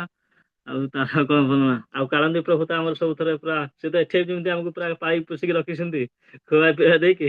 ଆଉ ସବୁଠୁ ସେଇଟା ବି ତାଙ୍କର ଗୋଟେ ବହୁତ ଭଲ ଲାଗିଲା, ମାନେ ସେଠି ସେ ମୁଢିଠୁ ଆରମ୍ଭ କରି ଖାଇବା ପିଇବା ସେଠି କଟିକି ସାଙ୍ଗେ ସାଙ୍ଗେ ତାଙ୍କର ସେଠି କଟାକଟି କରି, ଯାହା ହଉ କାହାକୁ କିଛି ବର୍ଣ୍ଣନା ବି କରି ହବନି। ସେଠି ବି ତାଙ୍କର ବି ବହୁତ ଭଲ ଲାଗିଲା। ଆଉ ଯୋଉ ସଞ୍ଜୟ ପ୍ରଭୁ ବି ବୁଝାବୁଝି ସବୁ କରି ମ୍ୟାନେଜମେଣ୍ଟ କେମିତି ଖର୍ଚ୍ଚ ନିଜେ ସଞ୍ଜୟ ପ୍ରଭୁ ଏକା ନିଜେ ଯାଇକି ଟିକେଟ କାଟି ସବୁ ପିଲାଙ୍କୁ ଫୋନ ଫାନ କରି ଯୋଗାଯୋଗ କରି ସେ ସମସ୍ତଙ୍କୁ ବହୁତ ସାହାଯ୍ୟ ସଞ୍ଜୟ ପ୍ରଭୁ ଏଇଟା ବହୁତ ଭଲ ଲାଗିଲା। ଆଉ ସେଠି କିଛି ଦାୟିତ୍ୱ ଯାହା ଭଲ ଭାବରେ ନିର୍ବାହ କରୁଛନ୍ତି ସଞ୍ଜୟ ପ୍ରଭୁ, ଏଇଟା କଥା। ଏମିତି କଥା ଆଉ କଣ, ଏତିକିରେ କହି ମୋର ଶେଷ କରିବି। ଯଦି ଯାହା କିଛି ଭୁଲ ଥିବ କ୍ଷମା କରିବେ ପ୍ରଭୁ। ପ୍ରଭୁଜୀ ଗୁରୁ ମହାରାଜଙ୍କ ସେବା ପାଇଁ କିଛି ଆଗକୁ ସ୍ପିରିଚୁଆଲ ପ୍ରମିସ୍ ଟିକେ ଆପଣଙ୍କର କରିବେ। ଗୁରୁ ମାତା ମତେ ଆଗରୁ ଜପ ବି ଠିକରେ ମୋର ପୂର୍ବ ହେଇପାରୁନଥିଲା କିନ୍ତୁ କଣ ଏବେ ସେ ଆସିଲେ ମାୟାପୁର ସେ ଜପ ଉଠି କଣ ମୁଁ ବି ଉଠି ପାରେନି ଠିକରେ ଯାହା ମାୟାପୁର ଆସିଲା ଦିନ ମୁଁ ବି ଉଠି ପାରୁଛି ଆଉ ଗୁରୁ ମାତା ଆସିବାର ଅଛି ଯୋଉ ମାର୍ଚ୍ଚ ମାସରେ ଗୁରୁ ମାତା ସେବା ବି ବିଲମ୍ବ ଯାହା ଦେବେ ସବୁ ନିହାତି କରିବାକୁ ପଡିବ। ମଙ୍ଗଳ ଆରତୀ ଆମେ ରୁମ ରେ ଚେଷ୍ଟା କରୁଛୁ ମଙ୍ଗଳ ଆରତୀ ଆମର ରୁମ ରେ କରୁଛୁ ଗୁରୁ ପୂଜା ବି ସବୁଦିନ ଆମର ବେଶ ବି ଚାଲିଛି ସେଟା କରିବାକୁ ପଡିବ। ବହୁତ ବହୁତ ଧନ୍ୟବାଦ ପ୍ରଭୁଜୀ ଆପଣଙ୍କୁ। ଅତି ସୁନ୍ଦର ଲାଗିଲା ପ୍ରଭୁଜୀ ଆପଣଙ୍କ ଯୋଉ ମାୟାପୁର କହିଲେ। ମୁଁ ସେତେବେଳୁ ପ୍ରଭୁଜୀ ପୁରା ସ୍ତବ୍ଧ ହେଇକି ଚୁପଚାପ ହେଇକି ଶୁଣୁଥିଲି ପ୍ରଭୁଜୀ ଆପଣଙ୍କ ପ୍ରତିଟି ୱାର୍ଡକୁ। ଆଉ ବହୁତ ଭଲ ଲାଗିଲା ଆଉ ଶିଖିବାକୁ ବହୁତ କିଛି ବି ମିଳିଲା ଆପଣଙ୍କ ଟକ୍ ରୁ ବହୁତ ବହୁତ ଧନ୍ୟବାଦ। ସୁରେଶ ପ୍ରଭୁଙ୍କୁ ସ୍ୱାଗତ କରିବା ସେ ପ୍ରଭୁଜୀ ହରେ କୃଷ୍ଣ ପ୍ରଭୁଜୀ। ହରେ କୃଷ୍ଣ ମତେ ଭିଡିଓ ଅଫ୍ ରହିବ କାରଣ ମତେ ଟିକେ ଆଜ୍ଞା ମୋ ଆଜ୍ଞା ଦେହଟା ପ୍ରଭୁଜୀ ଟିକେ ଭଲ ନାହିଁ। ଆଜ୍ଞା ପ୍ରଭୁଜୀ କହୁଥିଲେ ହଉଛି କାଲି ଦେହ ଖରାପ ହେଇଯାଇଛି। ଦେହଟା ଏବେ ବି ମାନେ ଟିକେ ଆଜ୍ଞା। ରିଲିଫ ହେଇନି କିନ୍ତୁ ଠିକ ଠାକ ହେଇଯିବ ଭଗବାନଙ୍କ କୃପାରୁ। ଭଗବାନଙ୍କୁ ଆଉ ଗୁରୁ ମହାରାଜଙ୍କୁ ପ୍ରାର୍ଥନା କରୁଛି ଭଲ ହେଇଯାଉ ଜଲ୍ଦି। ହଉ ସବୁ କ୍ଷେତ୍ରରେ ଅଛନ୍ତି ଠିକ ଅଛି ଆମେ ଆରମ୍ଭ କରିବା ଆକାଶ ପ୍ରଭୁ ଆଜି ନାହାନ୍ତି ଆଜ୍ଞା ମତେ ସିଏ ଆଜ୍ଞା କିଛି ମୁଁ ଫୋନ କରିଥିଲି କଣ୍ଟାକ୍ଟ ଥିଲେ ସିଏ କହିଲେ ଯେ ମୁଁ ଏବେ ଅଫିସ ରୁ ଆସୁଛନ୍ତି ତାଙ୍କ ଘରେ କେହି ନାହାନ୍ତି ତ ମତେ ବୋଧେ ମୁଁ ଆସିପାରିବି ନାହିଁ ସେ ଏମିତି କଣ କହୁଥିଲେ ବାକି ଠିକ ଅଛି ଆମେ ଆରମ୍ଭ କରିବା କିଛି ଆଜ୍ଞା ମୋ ପାଇଁ ତ ପୁରା ସମୟ ଅଛି ଆଜି ପଡିଛି ଆଉ ଆଜି କେହି ନାହାନ୍ତି ଆଉ ଠିକ ଅଛି ଆରମ୍ଭ କରିବା। ओम अज्ञानतिमिरान्धस्य ज्ञानाञ्जनशलाकया चक्षुरुन्मीलितं येन तस्मै श्रीगुरवे नमः। नमो ओम विष्णुपादाय कृष्णपृष्ठाय भूतले श्रीमते भक्तिवेदान्ते स्वामिनिति नामिने नमस्ते सारस्वते देवे गौरवाणी प्रचारिणे निर्विशेष शून्यवादी पश्चात देशतारिणे जय श्री कृष्ण चैतन्य प्रभु नित्यानंद श्री अद्वैत गदाधर श्रीवासादि श्री गौर भक्तवृंद हरे कृष्ण कृष्ण कृष्ण हरे हरे हरे राम राम राम हरे हरे। ଜୁମ୍ ମନ୍ଦିରରେ ସମସ୍ତେ ଉପସ୍ଥିତ ସମସ୍ତ ଆମର ସିନିୟର ଭକ୍ତ ଆଉ ଅଛନ୍ତି ସମସ୍ତଙ୍କୁ ମୋର ଦଣ୍ଡବତ ପ୍ରଣାମ। ଆଜି ତ ବହୁତ କମ ଭକ୍ତ ଅଛନ୍ତି ମତେ କାହିଁ ଲାଗୁଛି ପାଉନି ତା ଭିତରେ କିଛି ସମସ୍ତେ ଠିକ ଅଛି ଆମେ ଆରମ୍ଭ କରିବା। ଆମର ମାୟାପୁର ଆମକୁ ମଥୁରାଧୀଶ ପ୍ରଭୁଜୀଙ୍କୁ ବହୁତ ବହୁତ ଧନ୍ୟବାଦ ସେ ଆମକୁ ଦେଇଛନ୍ତି କିଛି ଆଉ ମାୟାପୁର ଧାମ ବିଷୟରେ କିଛି ଆପଣ ଯାହା ମନରେ ଭାବନା ରଖିଛନ୍ତି ମାୟାପୁର ଧାମ ଯାଇକି ତାକୁ କିଛି ପରିବେଷଣ କରନ୍ତୁ ତ ମୁଁ ଆପଣଙ୍କ ସାମ୍ନାରେ କିଛି ମୁଁ ତ ଭୁଲ ଭଲ କହିଦିଏ କାରଣ ସେ ରାସ୍ତାରେ ପାଦ ଦଉଛେ ଆମେ ଏବେ ପର୍ଯ୍ୟନ୍ତ କ୍ଲିୟର ହେଇନୁ ତଥାପି ମୁଁ ଚେଷ୍ଟା କରିବି ପ୍ରଭୁପାଦଙ୍କ କୃପାରୁ ଗୁରୁ ମହାରାଜଙ୍କ କୃପାରୁ ମହାପ୍ରଭୁଙ୍କ କୃପାରୁ କି ଆପଣଙ୍କ ସାମ୍ନାରେ ରଖିବା ପାଇଁ ତ ଆମେ ସମସ୍ତେ ତ କହିସାରିଛନ୍ତି ଯେ ଆଉ ମୁଁ କିଛି ସେଗୁଡାକ ଦୋହରାଇବାକୁ ଚାହୁଁନି ସମସ୍ତେ କହିଦିଅନ୍ତି ଗଲେ ଟ୍ରେନ ରେ ଗଲେ ପହଞ୍ଚିଲେ ଖାଇଲେ ଦର୍ଶନ କଲେ ସେ ସବୁ କହିସାରିଛନ୍ତି ମୁଁ ଆଉ ସେଗୁଡା କିଛି ବି କହିବି ନାହିଁ ତ ଆମେ ବର୍ତ୍ତମାନ ଆରମ୍ଭ କରିବା ନବଦ୍ୱୀପ ଧାମରୁ ନବଦ୍ୱୀପ ଧାମରୁ ଆମେ ଆରମ୍ଭ କରିବା ଯେ ନବଦ୍ୱୀପ ଧାମ ଭିତରେ ମାୟାପୁର ଆସୁଛନ୍ତି ଯେମିତିକି ଆମର ନବଦ୍ୱୀପ ଧାମ ହଉଛି ନଅ ଦ୍ୱୀପଙ୍କୁ କୁହାଯାଏ ଗୁଡା ନଅ ଦ୍ୱୀପ ଅଛନ୍ତି ତ ତାଙ୍କ ଭିତରୁ ଆମେ ଯୋଉ ମାୟାପୁର ଧାମ ରହିଲେ ସେଇଟା ତ ବହୁତ ମଝିରେ ରହିଲେ ପଏଣ୍ଟରେ ରହିଲେ କିନ୍ତୁ ଏଇଟାକୁ ଆମର ନବଦ୍ୱୀପ ଧାମ ଯୋଉ କୁହନ୍ତି ସେଇଟା ଆମର ଯୋଉ ଭକ୍ତିର ନଅଟା ଯୋଉ ଅଛି ପ୍ରୋସେସ ନଅ ଭକ୍ତି ଅଛନ୍ତି ତ ଏଇଟା ନବଦ୍ୱୀପ ଧାମକୁ ବି ରିପ୍ରେଜେଣ୍ଟ କରନ୍ତି ତ ଆମର ଯୋଉ ରହିଲେ ନବଦ୍ୱୀପ ଧାମ ମାୟାପୁର ରହିଲେ ସେଇଟା ବହୁତ ପଏଣ୍ଟରେ ଅଛନ୍ତି ତାଙ୍କ ପୂର୍ବରୁ ଆମର ଗୌରମଣ୍ଡଳ ବୋଲି କୁହନ୍ତି ନବଦ୍ୱୀପ ଧାମକୁ ମାୟାପୁର ଧାମକୁ ଗୌରମଣ୍ଡଳ ବୋଲି କୁହନ୍ତି ତ ଗୌରମଣ୍ଡଳ ଭିତରେ ହିଁ ଆସନ୍ତି ନବଦ୍ୱୀପ ଧାମ ଆସନ୍ତି ନବଦ୍ୱୀପ ଧାମରୁ ଆମେ ଆସିବା କଣ ଅନ୍ତର୍ଦ୍ୱୀପ ଧାମ ଯୋଉଟା କୁହନ୍ତି ଅନ୍ତର୍ଦ୍ୱୀପରୁ କଣ ହୁଏ ସେଠି ଆମର ଭଗବାନ ଚୈତନ୍ୟ ମହାପ୍ରଭୁଙ୍କର ଯୋଉଟା ଜନ୍ମସ୍ଥାନ ୟୋଗ ପୀଠ ଯାହା କୁହନ୍ତି ତ ତାଙ୍କ ଭିତରେ ଅନ୍ତର୍ଦ୍ୱୀପ ତାପରେ ଯାଇ ମାୟାପୁର ଆସନ୍ତି ମାୟାପୁର ଧାମ ଆମେ ପହଞ୍ଚିଲା ପରେ ସେଠି ଆମେ କଣ କରିବା ପ୍ରଥମତଃ ଆମେ ସେଠି ମୁଁ ତ ମୋର ଦିଥର ହେଲା ମୋର ଏଇଟା 2 ବର୍ଷ ହେଲା ହରେ କୃଷ୍ଣ हरे कृष्ण सुना आज को ଶୁଭୁଛି ପ୍ରଭୁ? ହଁ हम्म ଠିକ ଅଛି। ଆଜ୍ଞା। ତାପରେ ସେଟା ମାୟାପୁର ଧାମ। ହଁ ମୋର ପ୍ରଶ୍ନ ଏଥିରେ କଣ କି, ପ୍ରଶ୍ନ ନାହିଁ, ଏଇଟା ମୁଁ ଅନୁଭବ କରେ, ଭାବେ ବସିକି ଯେ ମାୟାପୁର କଣ ପାଇଁ ସେଠି ନାମ ଦିଆଯାଇଛି, କେତେ କଣ ନାମ ଦବା କଥା, ଭଗବାନ କଣ ପାଇଁ ସେଠି ମାୟାପୁର ଧାମ ଦେଲେ। ତ ଏଠି ତ ମୁଁ ଏଇଟା ସବୁ ପଢିକି ଦେଖୁଥିଲି ଯେ ବୁକ୍ ରେ ସବୁ, ସେଗୁଡା ସବୁ ମୋର ଟିକେ ଅନୁଭବର, ମତେ କାହିଁ ଲାଗୁଛି ସେଗୁଡା ଟିକେ ମୋର ଅନୁଭବ ଅଛନ୍ତି। ତ ମାୟାପୁର ଧାମକୁ ସ୍ୱୟଂ ରାଧାରାଣୀ ବନେଇଛନ୍ତି, ଏଇଟା ମୁଁ ପଢିବାକୁ ମୁଁ ପାଇଥିଲି। ଯେ ଭଗବାନ ତ ପ୍ରକଟ ହେଇଛନ୍ତି ସେଠି ସତ ମାୟାପୁର ଧାମରେ, କିନ୍ତୁ ରାଧାରାଣୀ ସ୍ୱୟଂ ପ୍ରକଟ ହେଇଛ, ମାନେ ସେଇଟାକୁ ମାନେ ପ୍ରକଟ କରିଛନ୍ତି, ଆବିର୍ଭୂତ କରିଛନ୍ତି ସେ ଜାଗାରେ। ତ ସେଠି ଦେଖନ୍ତୁ ସ୍ୱୟଂ ବ୍ରହ୍ମା ଯେ କ୍ରିଏଟ କରିଛନ୍ତି ଟୋଟାଲ ବ୍ରହ୍ମାଣ୍ଡକୁ, ସେ କିନ୍ତୁ ବ୍ରହ୍ମାଜୀ କିନ୍ତୁ ଜାଣିନାହାନ୍ତି ଯେ ମାୟାପୁର ଧାମ ଗୋଟେ ମୋ ଆଖି ଆଗରେ ମାୟାପୁର ଧାମ କିଏ ଗୋଟେ ପ୍ରକଟ କରିଦେଲେ। ସେଇଟା ଚିନ୍ତା କରନ୍ତୁ, ଏଇଟା ଗୋଟେ ଚିନ୍ତାର ବିଷୟ। ତ ଶ୍ରୀମତୀ ରାଧାରାଣୀ କଣ କରିଥିଲେ ନା, ସେ ଆଗରୁ ଯୋଉଟା ଆମର ତାଙ୍କର ତ ଅସଂଖ୍ୟ ଯୋଉଟା ଅଛି ରସର ଆସ୍ୱାଦନ କରନ୍ତି ଭଗବାନ ଶ୍ରୀକୃଷ୍ଣ। ତ ସେ ଯେତେବେଳେ ଏଠି ରୁହନ୍ତି ଆମର ଅଯୋଧ୍ୟାରେ, ସେ ତାଙ୍କର ଯୋଉ ରସ, ତିନିଟା ରସ ରହିଲେ, ଐଶ୍ୱର୍ଯ୍ୟ ରସ, ମାଧୁର୍ୟ ରସ, ଆଉ ଆପଣଙ୍କର ଔଦାର୍ୟ ଭାବ ଯୋଉଟା ଆମର ଗୋଟେ ଥାଏ ମାଧୁର୍ୟ ରସ ପରେ। ତ ସେ ଐଶ୍ୱର୍ଯ୍ୟ ରସ ସିଏ କଣ କରନ୍ତି ନା, ଦ୍ୱାରିକା ଯୋଉଟା ଆମର ଅଛନ୍ତି, ସେଠି ଆମର ସେ ତାଙ୍କର ସେ ଭାବ ପ୍ରକଟ କରନ୍ତି। ତ ବ୍ରଜ ଧାମ ଯୋଉଟା ବୃନ୍ଦାବନ ରହିଲେ, ବୃନ୍ଦାବନରେ କଣ କରନ୍ତି ନା, ସେ ମାଧୁର୍ୟ ରସର ଆସ୍ୱାଦନ କରନ୍ତି, ମାଧୁର୍ୟ ରସରେ ସେଠି ସେ ପୁରା ଭାବରେ ରୁହନ୍ତି। ତ ଆମର ଯୋଉ ରହିଲେ ନବଦ୍ୱୀପ ଧାମ ମାୟାପୁର ରହିଲେ, ତ ମାୟାପୁର କଣ ନା ଔଦାର୍ୟ ଧାମ। ଏଠି କଣ ନା, ଏଠି ଆପଣଙ୍କର ଯେ କୌଣସି ବି ଆପଣ ସମସ୍ତେ ଚିନ୍ମୟ ଥାନ୍ତି ସେଠି, ସବୁ ଧାମ ଯେହେତୁ ଚିନ୍ମୟ, କିନ୍ତୁ ମାୟାପୁର ସ୍ପେଶାଲି ସେଠି ଆପଣଙ୍କୁ ଅପରାଧର ଯୋଉ କିଞ୍ଚିତ ମାତ୍ର ଅପରାଧର ପ୍ରଶ୍ନ ନଥାଏ, ଲାଗେନି ସେ ଜାଗାରେ। ଆପଣ ଯେକୌଣସି ଧାମ ଯାଆନ୍ତୁ, ସେ ଧାମରେ କିଛି ନା କିଛି ଆମର ଗୋଟେ ମନରେ ପ୍ରଶ୍ନ ଆସିଯାଏ, କିନ୍ତୁ ମାୟାପୁର ଧାମ ଏମିତି ଗୋଟେ ଧାମ ଯୋଉଠିକି ମହାପ୍ରଭୁ ଚୈତନ୍ୟ ମହାପ୍ରଭୁ ସ୍ୱୟଂ ବିରାଜମାନ କରିଛନ୍ତି। ସେଠି ସେ କେବଳ ଆ ତାଙ୍କର ଉଦାରତା, ତାଙ୍କର ଯୋଉ କୃପା, ଆମର ଇଚ୍ଛା ନଥିବ ଯେ ଆମେ ହଁ ଯାଉଛି ବୁଲିକି ଆସୁଛି, ଭଗବାନ ଦର୍ଶନ କରୁଛି, ସବୁ ପ୍ରକାର ବ୍ୟବସ୍ଥା ମିଳିଯାଉଛି, କିନ୍ତୁ ଆମର ଯୋଉ ପର୍ଟିକୁଲାର ଅଛି ଜାଣିବାର ଜିନିଷଟା, ସେଇଟା ଭଗବାନ ଜାଣିଥାନ୍ତି, ଆମ ଆଗରୁ ଭଗବାନ ସବୁ ଜାଣିଥାନ୍ତି।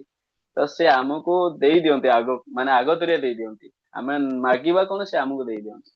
ତ ସେଟା ଔଦାର୍ୟ ଧାମର, ଔଦାର୍ୟ କୁହନ୍ତି, ଉଦାର ଧାମ ହିଁ କୁହନ୍ତି ତାଙ୍କୁ।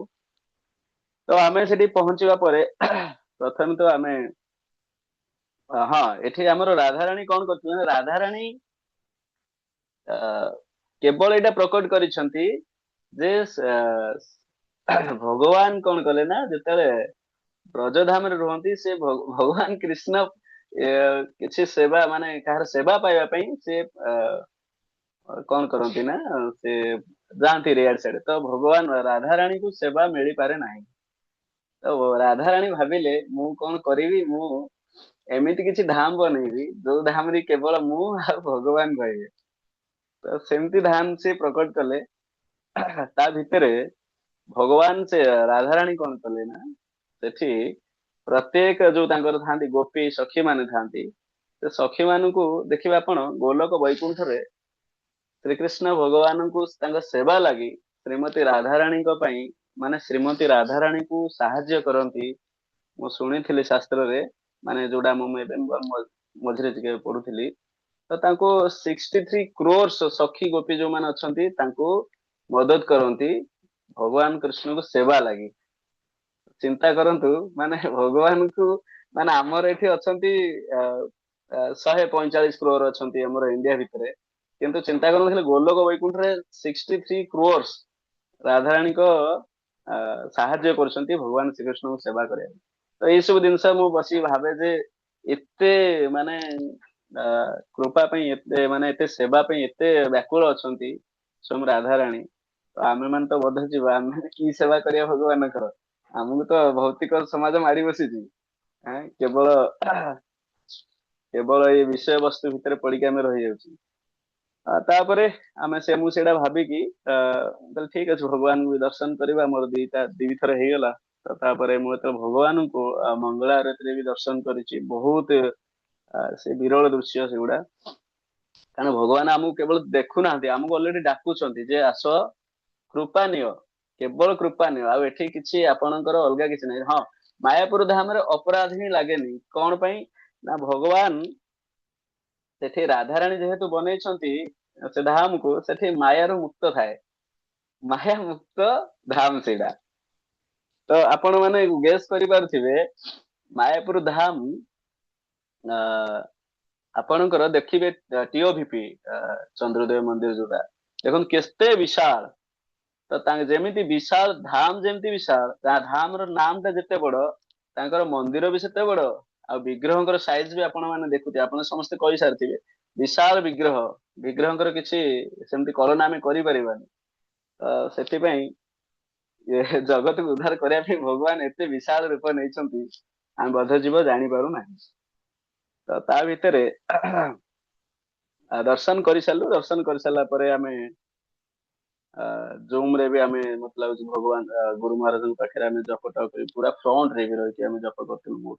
ଫାଷ୍ଟ ଟାଇମ ଏଇଟା ମୁଁ ଗୁରୁ ମହାରାଜଙ୍କ ସାମ୍ନାରେ ଜପ କରିବାଟା ପାଇଥିଲି, ସୌଭାଗ୍ୟ ପାଇଥିଲି ପୁରା ଫ୍ରଣ୍ଟ ରେ। ମତେ ବି ବହୁତ ଅଲଗା ପ୍ରକାର ଫିଲ୍ ହଉଥିଲା ଯେ ସମସ୍ତେ କୁହନ୍ତି ଗୁରୁ ମହାରାଜଙ୍କ ପାଖକୁ ଯିବାଟା ଭାରି ବିରଳ। ତ ଏଇଟାକୁ ବି ମୋ ସାମ୍ନାରେ ଏଇଟା ମୁଁ ପାଇଥିଲି। ଏସବୁ ଆମରି ପ୍ରଭୁଜୀ ମାନଙ୍କ କୃପାରୁ ଏସବୁ ହେଇପାରିଛି। କାରଣ ଆମର ଇଚ୍ଛା ନଥାଏ, ଆମ ପ୍ରଭୁଜୀ ମାନେ ପେଲିକି ନେଇଯାଏ, ଯାଅ ଜଲ୍ଦି ଯାଅ, ଜଲ୍ଦି ପହଞ୍ଚ, ଗୁରୁ ମହାରାଜ ଆସିଲାଣି।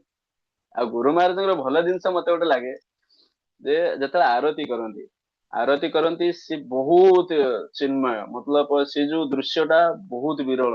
ସେଗୁଡାକୁ ଆମେ ଦେଖିଲେ ଆମମାନଙ୍କୁ କୁହନ୍ତିନି ଯୋଉ କିଛିଟା ଯୋଉ ଅପରାଧ ମୁକ୍ତ ହେଇଯାଆନ୍ତି, ସେଇଭଳିଆ ଆମେ ଶିଶୁ ଦର୍ଶନ କରିବା ବହୁତ କହନ୍ତିନି ରେୟାର ଥାଏ ସେଗୁଡା ସବୁ। ତାପରେ ଦର୍ଶନ ସାରି ଆମେ ତ ଟିକେ ବ୍ୟସ୍ତ ଥିଲୁ, ଯେହେତୁ ଆମର ଆସିନଥିଲେ ପ୍ରଭୁଜୀ ମାନେ, ଆମର ତାଙ୍କ ନାଁ କଣ, ଷୋଳଗଙ୍ଗ ପ୍ରଭୁଜୀ ମାନେ, ସେମାନେ ଆସିନଥିଲେ। ତ ଆମର ସେଠୁ ସେମିତି କିଛି ସେବା ସରିଲା ପରେ ଆମେ ପ୍ରସାଦର ବ୍ୟବସ୍ଥା ବି ପାଇଥିଲୁ।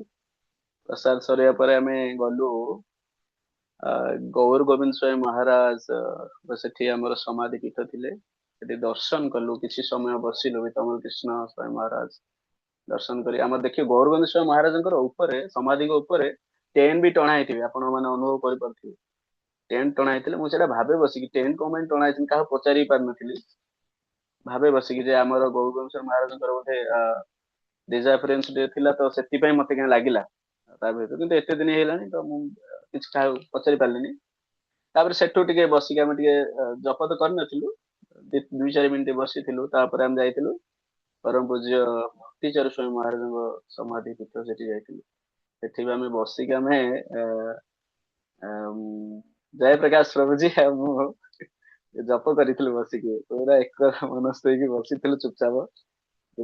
ଖରା ବି ହଉଥିଲା, କିନ୍ତୁ ହଁ ଗୋଟେ ଜିନିଷ ମତେ ଭଲ ଲାଗେ, ସେଠି ଯୋଉ ମାର୍ବଲ ମାର୍ବଲରେ ଯୋଉଟା ଆମର ତିଆରି ହେଇଛନ୍ତି, ଟୋଟାଲ ଟିଓଭିପି କୁହନ୍ତୁ କିମ୍ବା ଆମର ସମାଧି ଆଚାର୍ଯ୍ୟ ମାନଙ୍କର କୁହନ୍ତୁ, ସେ ଗରମ ଲାଗେନି। ସେ ଯୋଉ ପଥର ରହନ୍ତି, ପଥରର ତାଙ୍କର ଯୋଉ ଆକର୍ଷଣ ଟା ବି ଏତେ ଦିବ୍ୟ, ଆଉ ତାଙ୍କର ବହୁତ ଶକ୍ତି ଥାଏ ସେ ପଥର ମାନଙ୍କର।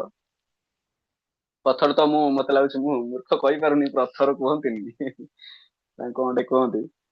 ତାପରେ ସେଠି ଆମେ ବସିକି ଜପ ଟିକେ କିଛି ସମୟ କଲୁ। ତାପରେ ମୁଁ ଭାବୁଥାଏ ଏସବୁ ଜିନିଷରେ ଯେ ଆମ ମାନଙ୍କ ପାଇଁ ଆଚାର୍ଯ୍ୟ ମାନେ କେତେ କଣ କରିଛନ୍ତି, କେତେ କଷ୍ଟ ସହିଛନ୍ତି, କେତେ କଣ କରିଛନ୍ତି, କିନ୍ତୁ ଆମ ପାଇଁ ଏସବୁ ଗିଫ୍ଟ ଦେଇ ଯାଇଛନ୍ତି, କିନ୍ତୁ ଯୋଉଟା କି ଆମେ ପର୍ଟିକୁଲାରଲି ଜାଣିପାରୁନାହୁଁ।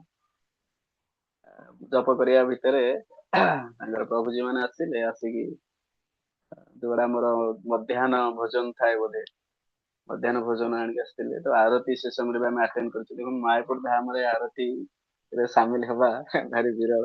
ମତେ କାହିଁ ଲାଗୁଛି ସେଦିନ ବି କିଛି ଭଲ ଥିଲା।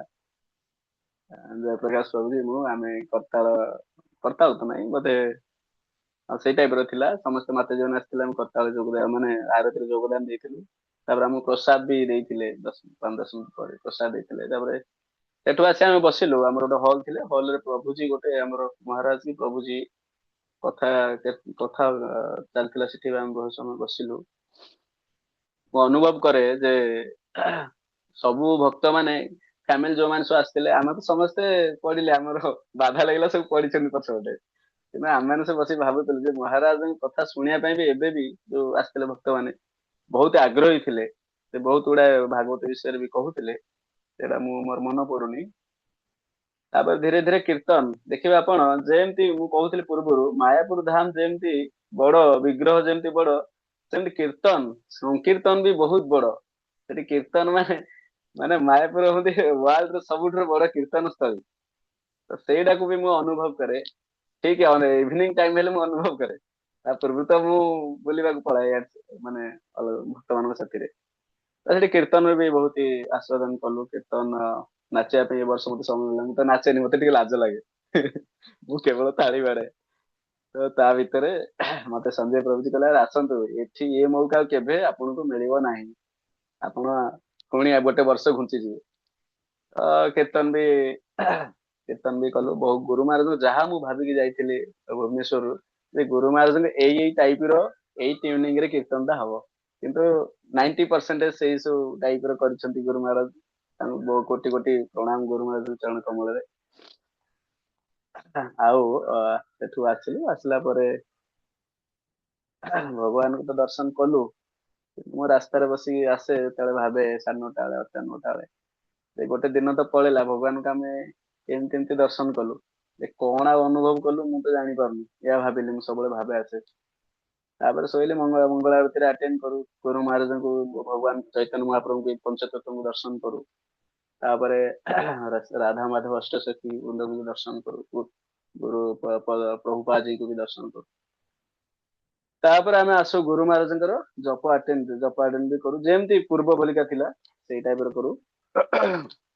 ତାପରେ ହଁ, ଗୋଟେ ଜିନିଷ ମତେ ଭଲ ଲାଗେ, ସେକେଣ୍ଡ ଡେ ରେ TOBP ରେ ଯୋଉଟା ଆମର ଗୁରୁ ମହାରାଜଙ୍କ ଦୀକ୍ଷା ସେରିମନି ଥିଲା, ଗୋଶାଳା, ଗୋଶାଳାରେ ମତେ ଏବେ ବି ଭଲ ମନେ ପଡୁଛି, ବହୁତ ବଢିଆ ଲାଗେ ମତେ। ସେ ଗୁରୁ ମହାରାଜ ଯେତେବେଳେ ଆମେ ପଦ୍ମମାଳୀ ପ୍ରଭୁଙ୍କୁ ଦେଖିଲୁ, ବିଲ୍ୱଙ୍ଗ ପ୍ରଭୁ କହିଲେ, ଆରେ ଆସ। ବିଲ୍ୱଙ୍ଗ ପ୍ରଭୁଙ୍କ ମୋବାଇଲ ହଜିଯାଇଥିଲା, ଆପଣ ସମସ୍ତେ ଜାଣିଥିବେ। ସମସ୍ତେ ଘବରାଟ ହେଇଥିଲେ, କିନ୍ତୁ ଦେଖନ୍ତୁ ବିଲ୍ୱଙ୍ଗ ପ୍ରଭୁଙ୍କ ଏମିତି ମାନେ ମାଇଣ୍ଡ ର ଏତେ ସ୍ଥିର ମାଇଣ୍ଡ, ଏଇଟା ସବୁ ଶିଖିବା ଦରକାର। କାହିଁକିନା ଆମେ ମାନେ ମୋବାଇଲ ହଜିଲେ କେତେ ମାନେ ଘବରାହଟ ହେଇଯାଉ, କିନ୍ତୁ ବିଲ୍ୱଙ୍ଗ ପ୍ରଭୁ ଯେ ଏତେ ମାଇଣ୍ଡ ମାନେ କୁଲ ମାଇଣ୍ଡେଡ, ସେ ଭାବନ୍ତି ପୂର୍ବରୁ ଥରେ ହଜିଥିଲା, କିନ୍ତୁ ଏଥରଟା ସେ କହିଲା, ହଉ ଯାହା ମା ମନା କରିଥିଲେ, କିନ୍ତୁ ମୁଁ ତ ହଜେଇ ଦେଇଛି ଆଉ, ପ୍ରଭୁଜୀ କୁହନ୍ତି। ହଜିଲା ପରେ ଆମେ ସେଠୁ ଘରେ ବସି ମୁଢି, ଯୋଉଟା ଆମର ଝାଲ ମୁଢି, ସେଇଟା ଗୋଟେ ପରିବେଷଣ କରିଥିଲେ ଆମର କାଳିନ୍ଦୀ ପ୍ରଭୁଜୀ ଆଗେ। ତ ସେଠୁ ପାଇବା ପରେ ବିଲ୍ୱଙ୍ଗ ପ୍ରଭୁ କହିଲା, ଆରେ କଣ ଚାଲ ଯିବା, ସାଥି ସାଥି ଯିବା ସେଠି ଯାଇକି ଟିକେ ଇନକ୍ୱାରି କରିବା, କେମିତି କଣ ଅଛନ୍ତି ସିକ୍ୟୁରିଟି, ତାଙ୍କୁ ପଚାରିବା। ତ ଭଗବାନ କୃପାରୁ, ଗୁରୁଙ୍କ କୃପାରୁ ଆମକୁ ମୋବାଇଲ ବି ମିଳିଗଲେ। ତାପରେ ମୋବାଇଲ ମିଳିବା ପରେ ଆମେ ସେଇ ସମୟରେ ଆମେ ଆମକୁ ଦର୍ଶନ ହେଲେ ପଦ୍ମମାଳୀ ପ୍ରଭୁଜୀ। କହିଲେ ଯେ ଆଉ ବିଲ୍ୱଙ୍ଗ ପ୍ରଭୁ ଅଛନ୍ତି, ହଁ ଧୀର ନାୟକ ପ୍ରଭୁଜୀ ଅଛନ୍ତି, ଆମର ଯିଏ ପଦଯାତ୍ରୀର ଟିମ୍ ଲିଡ କରୁଛନ୍ତି। ତ ସିଏ ଦେଖା ହେଲେ, କହିଲେ ଗୁରୁ ମହାରାଜ ଅଛନ୍ତି, ଗୁରୁ ମହାରାଜ ଯିବେ ଗୋଶାଳା, ତେଣୁକରି ତମେ କୀର୍ତ୍ତନ କର, କୀର୍ତ୍ତନ କରିକି ଆମେ ଯିବା ଗୁରୁ ମହାରାଜଙ୍କୁ ପାଛୋଟି। ସେଠି ବି ମାୟାପୁର ଧାମରେ ସେଠି ଗୋଟେ ଇଏ ଗୋଟେ ଦୃଶ୍ୟ ମୁଁ ଏଇଟା ଅନୁଭବ ଭାରି ବହୁତ ଭଲ ଲାଗିଲା, ଯେ ଗୁରୁ ମହାରାଜଙ୍କୁ ଆମେ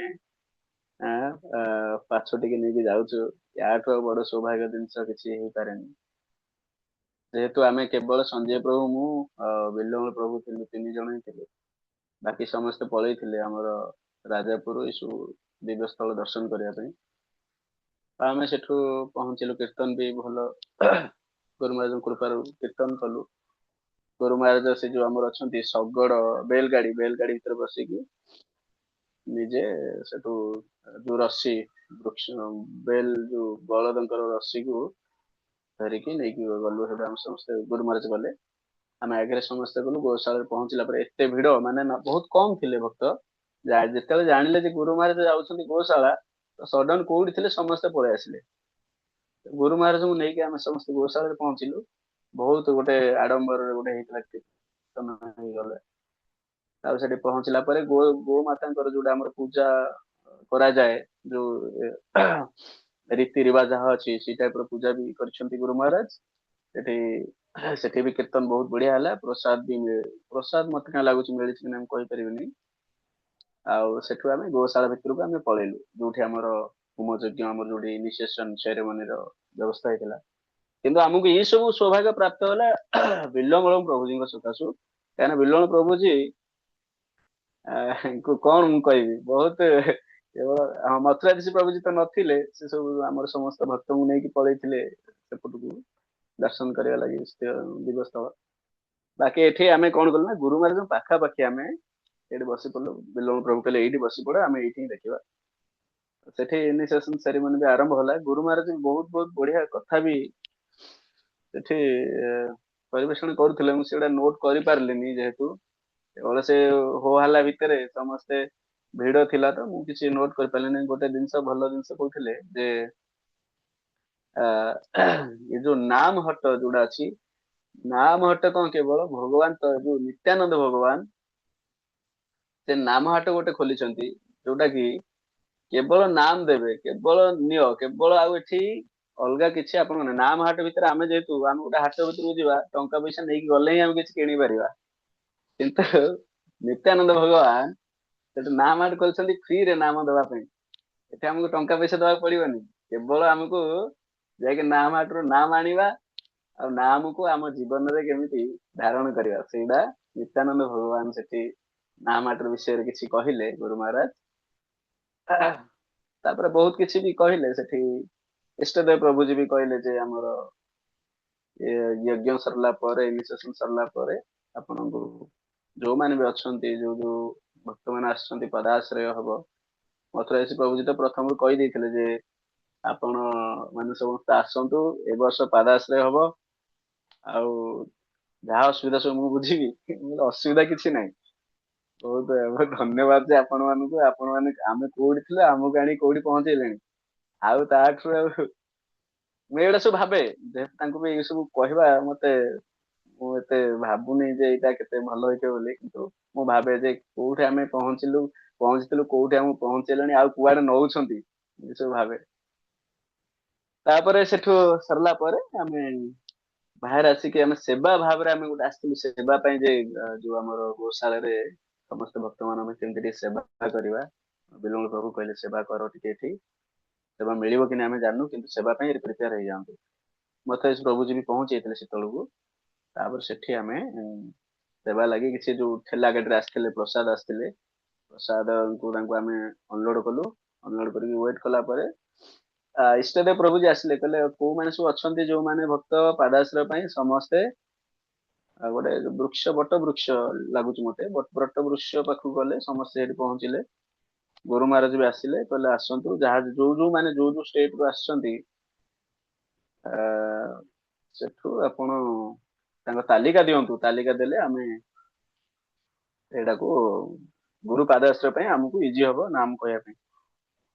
ତ ସେଠି ବି ଆମେ ତାଲିକା ଦେଇଥିଲୁ। ଆମର 5 ଜଣଙ୍କ ନାମ ପଡିଥିଲା। ଆକାଶ ପ୍ରଭୁଜୀ, ଯାହାବି ମଥୁରାଧୀଶ ପ୍ରଭୁଜୀ ଜାଣିଥିବେ। ତାପରେ ସେ ପାଦାଶ୍ରୟ ହେଲା। ଗୁରୁ ମହାରାଜ ବି ଆପଣ ମାନେ ସବୁ ପୂର୍ବରୁ କହିଦେଇଛନ୍ତି, ଗୁରୁ ମହାରାଜଙ୍କୁ ଆଗରୁ ମାନେ ଗୁରୁ ମିଳୁନଥିଲେ। ଗୁରୁ ଆଗରୁ ବହୁତ କଷ୍ଟ ହେଇଯାଉଥିଲା ଗୋଟେ ଗୁରୁଙ୍କୁ ଗ୍ରହଣ କରିବା। କିନ୍ତୁ ଏବେ ତ ଗୁରୁ ଆମର ଏତେ ଉଦାର ହେଇଯାଇଛନ୍ତି, ଏତେ କରୁଣାମୟ ହେଇଛନ୍ତି, ଯେ ସମସ୍ତେ କି ମାନେ ସମାନ ଭାବରେ ଦେଖୁଛନ୍ତି। ଆମେ ଗୁରୁଙ୍କ ସାମ୍ନାରେ ତ ଆମେ ସମସ୍ତେ ସମାନ। ମତଲବ ଗୁରୁ କେବେ କାହାକୁ, କୋଉ ଶିଷ୍ୟଙ୍କୁ ଭଲ, କୋଉ ଶିଷ୍ୟଙ୍କୁ ଖରାପ କହିବେନି କେବେ ବି। ତ ଗୁରୁ ସେଇଭଳି ଆମର ସ୍ପେଶାଲ କରି, ସବୁ ଗୁରୁ ଭଲ, ସବୁ କୋଉ ଗୁରୁଙ୍କୁ ଆମେ ଛୋଟ ବଡ କହିବାନି। କିନ୍ତୁ ଗୁରୁ ମହାରାଜ ଆମର ଲୋକନାଥ ସ୍ୱାଇଁ ଗୁରୁ ମହାରାଜ ଏତେ ଉଦାର, ମାନେ ଏତେ ଧୀରେ ଧୀରେ ଆସୁଥାନ୍ତି। ଯେତେବେଳେ ମଝିରେ ଆସିଲେ, ଆମେ ସମସ୍ତେ ସାଇଡ ହେଇକି ବସିଲୁ। ମତେ ଲାଗୁଛି ସମସ୍ତଙ୍କୁ କୃପା ଫୋପାଡି ଫୋପାଡି ଯାଉଛନ୍ତି ସମସ୍ତଙ୍କ ଉପରେ। ମତେ ସେଇଭଳିଆ ଅନୁଭବ ହୁଏ। ମୁଁ କେବଳ ତାଙ୍କ ଚରଣ ପାଦ ପଦ୍ମ ଚରଣ ପଦ୍ମ ମୁଁ କେବଳ ନଉଥାଏ। ଆଉ ତାପରେ ଯେତେବେଳେ ବସିଲେ, ପଦ୍ମମାଳୀ ପ୍ରଭୁ କହୁଛନ୍ତି ଯେ ଏଠି ସମସ୍ତେ ପାଦଆଶ୍ରୟ ପାଇଁ ମାନେ ନାଁ କେବଳ ଦିଆଯାଇଛି, ନା ସବୁ କିଏ ଅଛନ୍ତି? ଇଷ୍ଟଦେବ ପ୍ରଭୁଜୀ କହିଲେ ନାଇଁ ନାଇଁ, ସବୁ ପ୍ରକାର ବ୍ୟବସ୍ଥା ହେଇଯାଇଛି, ଏଠି କିଛି ଅସୁବିଧା ହବାନି। ତ ସମସ୍ତ ନାଁ ବି ଡକା ହେଲେ।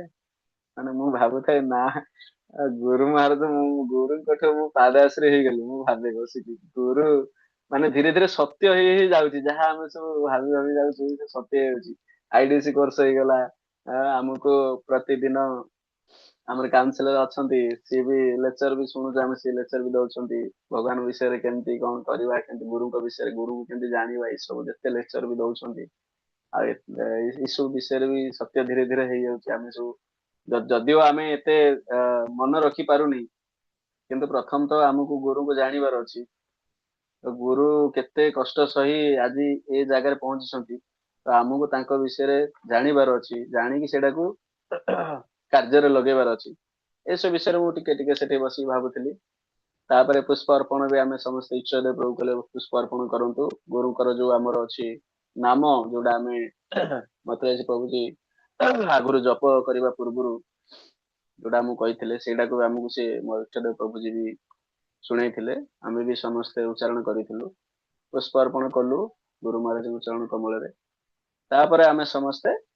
ସେ ଜାଗାରେ ମତେ ଟିକେ ବହୁତ ଟିକେ ଇଏ ଲାଗିଲା ମାନେ କଣ ଫିଲ୍ କରିବି ସେ ତ ଗୁରୁ ମହାରାଜ ତାଙ୍କୁ ଆମେ ଏତେ ପାଖରୁ ପାଇ ତାଙ୍କର କୃପା ସାନିଧ୍ୟ ଆମେ ସବୁ ମିଳୁଛି ଆମକୁ ଆମେ ଏଇ ଯୋଉ ବଦ୍ଧ ଜୀବ ଆମେ କଣ କେତେ ତ ମାନେ ଗଲେଣି ଆମେ ଆଉ ଆସିଛୁ ଆମକୁ ଯଦି ଟିକେ କୃପା ମିଳିଯାନ୍ତା ସେତିକି ମୁଁ ସେ ଭାବେ ଟିକେ ମିଳିଯାନ୍ତା ଆମେ ଉଦ୍ଧାର ମୁଁ ଉଦ୍ଧାର ନହେଲେ ନାଇଁ ପଛେ ଆଉ କମ ସେ କମ ପାଖାପାଖି ଲୋକ ତ ଉଦ୍ଧାର ହେଇଯାଆନ୍ତୁ ମୁଁ ତ ଭୁଲି ଯାଉଛି ସବୁ ଜିନିଷ ଏହା ଭାବିକି ଯେ ଗୁରୁ ମହାରାଜ ଗୋଟେ ଜିନିଷ ମୁଁ ଶିଖେ କଣ ତାଙ୍କ କୀର୍ତ୍ତନ ଟା ଗୁରୁ ମହାରାଜ ସଦାବେଳେ ମୁଁ କେବଳ ତାଙ୍କୁ କ୍ଷମା ମାଗେ କେବଳ ତାଙ୍କ ଚରଣ କମଳେ ଯେ ମୁଁ ଗୁରୁ ମହାରାଜ ମୁଁ ଆପଣଙ୍କୁ କପି କରିଦଉନି ତ କି ଆପଣଙ୍କ କୀର୍ତ୍ତନକୁ ମୁଁ ଇଏ କରିଦଉନି ତ ଯଦି କିଛି କରିଦଉଛି ତ ମତେ କ୍ଷମା କରିଦେବେ କାରଣ ମୁଁ ଆଉ କିଛି କରିପାରିନି ଆପଣଙ୍କର ଯୋଉ ଭଏସ ଆପଣଙ୍କର ଏଇ ଯୋଉ କ୍ୱାଲିଟି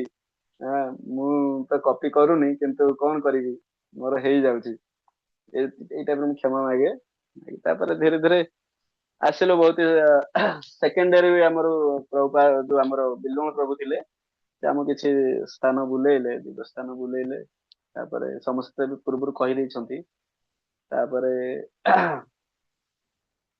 ସେଠି ଆସିଲା ପରେ ବହୁତ ଗୁଡା ଟିକେ ମଝିରେ ଟାଇମ ଟିକେ ବିଳମ୍ବ ହେଇଥିଲା ସମସ୍ତେ ଆସିପାରୁନଥିଲେ ତ ହଁ ଗୋଟେ ଜିନିଷ କହିବାକୁ ଚାହୁଁଛି ମାୟାପୁର ଧାମ ଯୋଉଟା ଆମର ଅବସ୍ଥାନ କରିଛନ୍ତି ନବଦୀପ ଧାମ ଯୋଉ ନବଦୀପ ଧାମରେ ଯୋଉ ମାୟାପୁର ଅଛନ୍ତି ତ ତାଙ୍କ ଭିତରେ 16 ନଦୀ ଏ ଯୋଉ 16 ନଦୀ ତାଙ୍କ ଭିତରେ ପ୍ରବାହିତ ଅଛନ୍ତି କିନ୍ତୁ ଆମେ ଜାଣିପାରୁନି ଆମେ ତା ଭିତରେ ଗଣି ପାରୁନି କିନ୍ତୁ 16 ନଦୀ ଅଛନ୍ତି ତା ଭିତରେ ସମସ୍ତଙ୍କ ନାଁ ବି ଅଛି ମୁଁ ତ ଏବେ ନୋଟ କରିପାରିନି 16 ନଦୀ ସେଗୁଡା ସବୁ ଆମେ ନୋଟ କରିବା ପରେ ମଥୁରାଜ ପ୍ରଭୁଜୀ ସବୁ କହିବେ ଏ ବିଷୟରେ ପରେ ତ ଏମିତି ପ୍ରସାଦର ବ୍ୟବସ୍ଥା ବି ବହୁତ ବଢିଆ ହେଇଥିଲା ଆଉ ସମସ୍ତେ କହିସାରିଛନ୍ତି ମୁଁ ଆଉ କଣଟା କହିବି ଗୁରୁଙ୍କ କୃପା ସେକେଣ୍ଡ ଡେ ରେ ବି କୀର୍ତ୍ତନ ହେଲା ମତେ ଲାଗୁଛି ଗୁରୁ ମହାରାଜ ଥାର୍ଡ ନା ଫୋର୍ଥ ଡେ ରେ ବି ବହୁତ କୀର୍ତ୍ତନ କରିଛନ୍ତି 10ଟା ରାତି ପର୍ଯ୍ୟନ୍ତ 10:30 ରାତି ପର୍ଯ୍ୟନ୍ତ କୀର୍ତ୍ତନ କରିଛନ୍ତି ମାନେ ଭକ୍ତଙ୍କର ଦେଖନ୍ତୁ ଏ ଭାବକୁ ଦେଖନ୍ତୁ ଗୁରୁ ମହାରାଜଙ୍କୁ ଗୋଟେ ମିନିଟ ବି ଚାହୁଁନାହାନ୍ତି ଛାଡିବା ପାଇଁ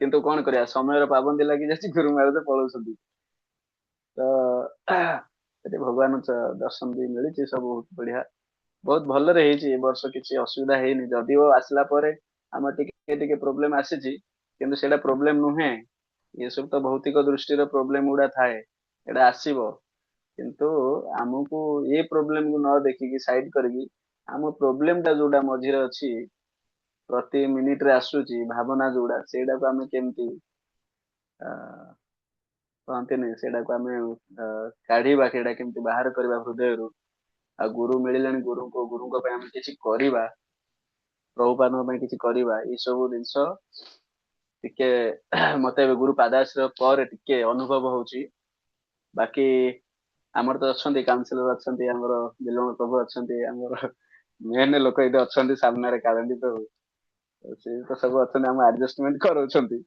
ଯାହା କିଛି ଭୁଲ ଚୁକ ହେଉଛି ସେଇଟାକୁ ମୁଁ ତ ବହୁତ କିଛି ବି ଲେଖିଥିଲି ସେଇଟାକୁ ମୁଁ ଏବେ ମନେ ପଡୁନି ଯେହେତୁ ଫ୍ରଣ୍ଟରେ ରହିଲେ ମୁଁ ଭୁଲିଯାଏ ଯାହା ସାମ୍ନାରେ ଅଛି ମୁଁ କହିଦେବି ତ ବହୁତ ବ୍ୟବସ୍ଥା ବହୁତ ବଢିଆ ହେଇଥିଲା ଏଥିରେ ସମସ୍ତଙ୍କ ସହଯୋଗ କୃପା କରିଥିଲେ ସମସ୍ତେ କୃପା କରିଥିଲେ ମୁଁ ଆଉ କଣଟା କହିବି ଏତିକି କହୁଛି ମୁଁ ବହୁତ ଜିନିଷ ଅଛି ଯଦିଓ ଏଇଟା କହିପାରୁନି ଠିକ ଅଛି ବହୁତ ବହୁତ ଧନ୍ୟବାଦ ମୋର ମୁଁ ତ ଧାମ ବିଷୟରେ ଏତେ କିଛି ଜ୍ଞାନ ନାହିଁ ମୋର କିନ୍ତୁ ହଁ ଗୋଟେ ଜିନିଷ ଯେ ବିନା ବିନା କାଉନସିଲରଙ୍କ ଇଏରେ ଆମେ କୌଣସି ଧାମକୁ ଯିବା କେବଳ ବୁଲିକି ଆସିବା କି ସତ, କିନ୍ତୁ ତାର ସ୍ଵାଦ ଟା ଆମକୁ ମିଳିବ ନାହିଁ।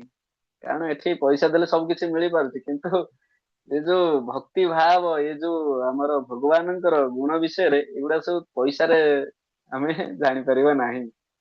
ତ ବହୁତ ବହୁତ ଧନ୍ୟବାଦ ମର୍ତ୍ତ୍ୟ ପ୍ରଭୁଜୀ, ବିଲବନ ପ୍ରଭୁଜୀ, ଆମର ଏଣ୍ଟାୟାର ଟିମ୍ ବହୁତ ବଢିଆ ଭାବରେ ଏଇଟା ପ୍ରସ୍ତୁତ କରିଥିଲେ। ପୁଣି ନେକ୍ସଟ ବର୍ଷ ଯଦି ଗୁରୁ ମହାରାଜଙ୍କ କୃପା ରହିବ, ଆମ ମେନ୍ ଡିଭୋଟିଙ୍କ କୃପା ରହିବ, ତାହେଲେ ଆମେ ଆର ବର୍ଷ ପାଇଁ ବି ପ୍ରସ୍ତୁତ ହବା। ଠିକ ଅଛି, ବହୁତ ବହୁତ ଧନ୍ୟବାଦ।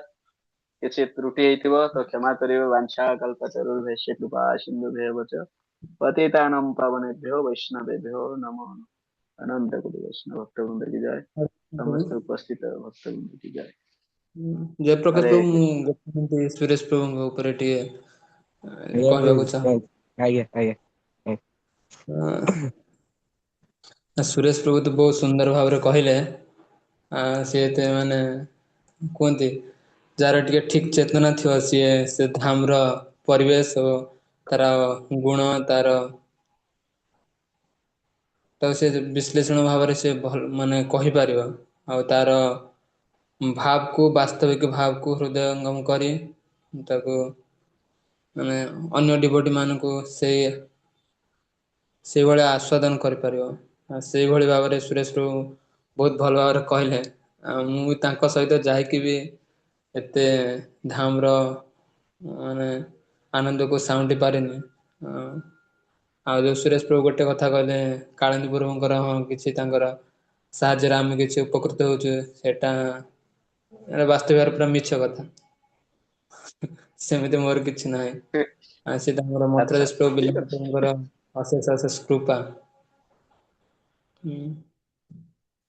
ଆଉ ତାଙ୍କୁ ତ ଆପଣଙ୍କର କୀର୍ତ୍ତନ ତ ଆମ ମାନଙ୍କୁ ଧାମର ରୁଚି ଟାକୁ ଆହୁରି ବଢାଏ। ମାନେ ବିଶେଷ ଧନ୍ୟବାଦ। ଆଉ କାଲି ସଣ୍ଡେ ଅଛି, ରିକ୍ୱେଷ୍ଟ କରିଦଉଛି ଟିକେ ଆସିବେ କାଲି। ହରେ କୃଷ୍ଣ, ଦଣ୍ଡବତ ପ୍ରଣାମ। ହରେ କୃଷ୍ଣ। ଆଚ୍ଛା, ସମୟ ଅଛି ଗୋଟେ ବୈଷ୍ଣବ ଭଜନ ଗୋଟେ ଗାଇବା ସେଟା ପାଇଁ?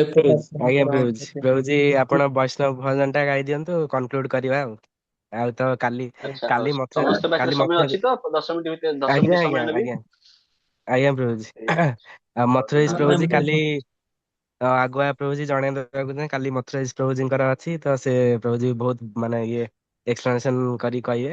ଆଉ ସେଥିପାଇଁ ଟିକେ ନିଶ୍ଚିନ୍ତ, କାରଣ ଆମେ ମାନେ କେବଳ ଧାମ ଯାଇଥିଲୁ ବୋଲି ଆମେ ଏଇଟାକୁ ଭାବନାରେ ଯାହା ପ୍ରକଟ ଅଛି ଆମେ ସେଇଟା କହୁଛୁ, କିନ୍ତୁ ସେ ତ ଅଲରେଡି ଧାମର ଚରିତ୍ର ବିଷୟରେ, ଧାମ କେମିତି ପ୍ରକଟ ହେଲେ ଧାମର ଟୋଟାଲ ବାସ୍ତବିକ ଜିନିଷଟାକୁ ସିଏ ଆମ ସାମ୍ନାରେ ରଖିବେ।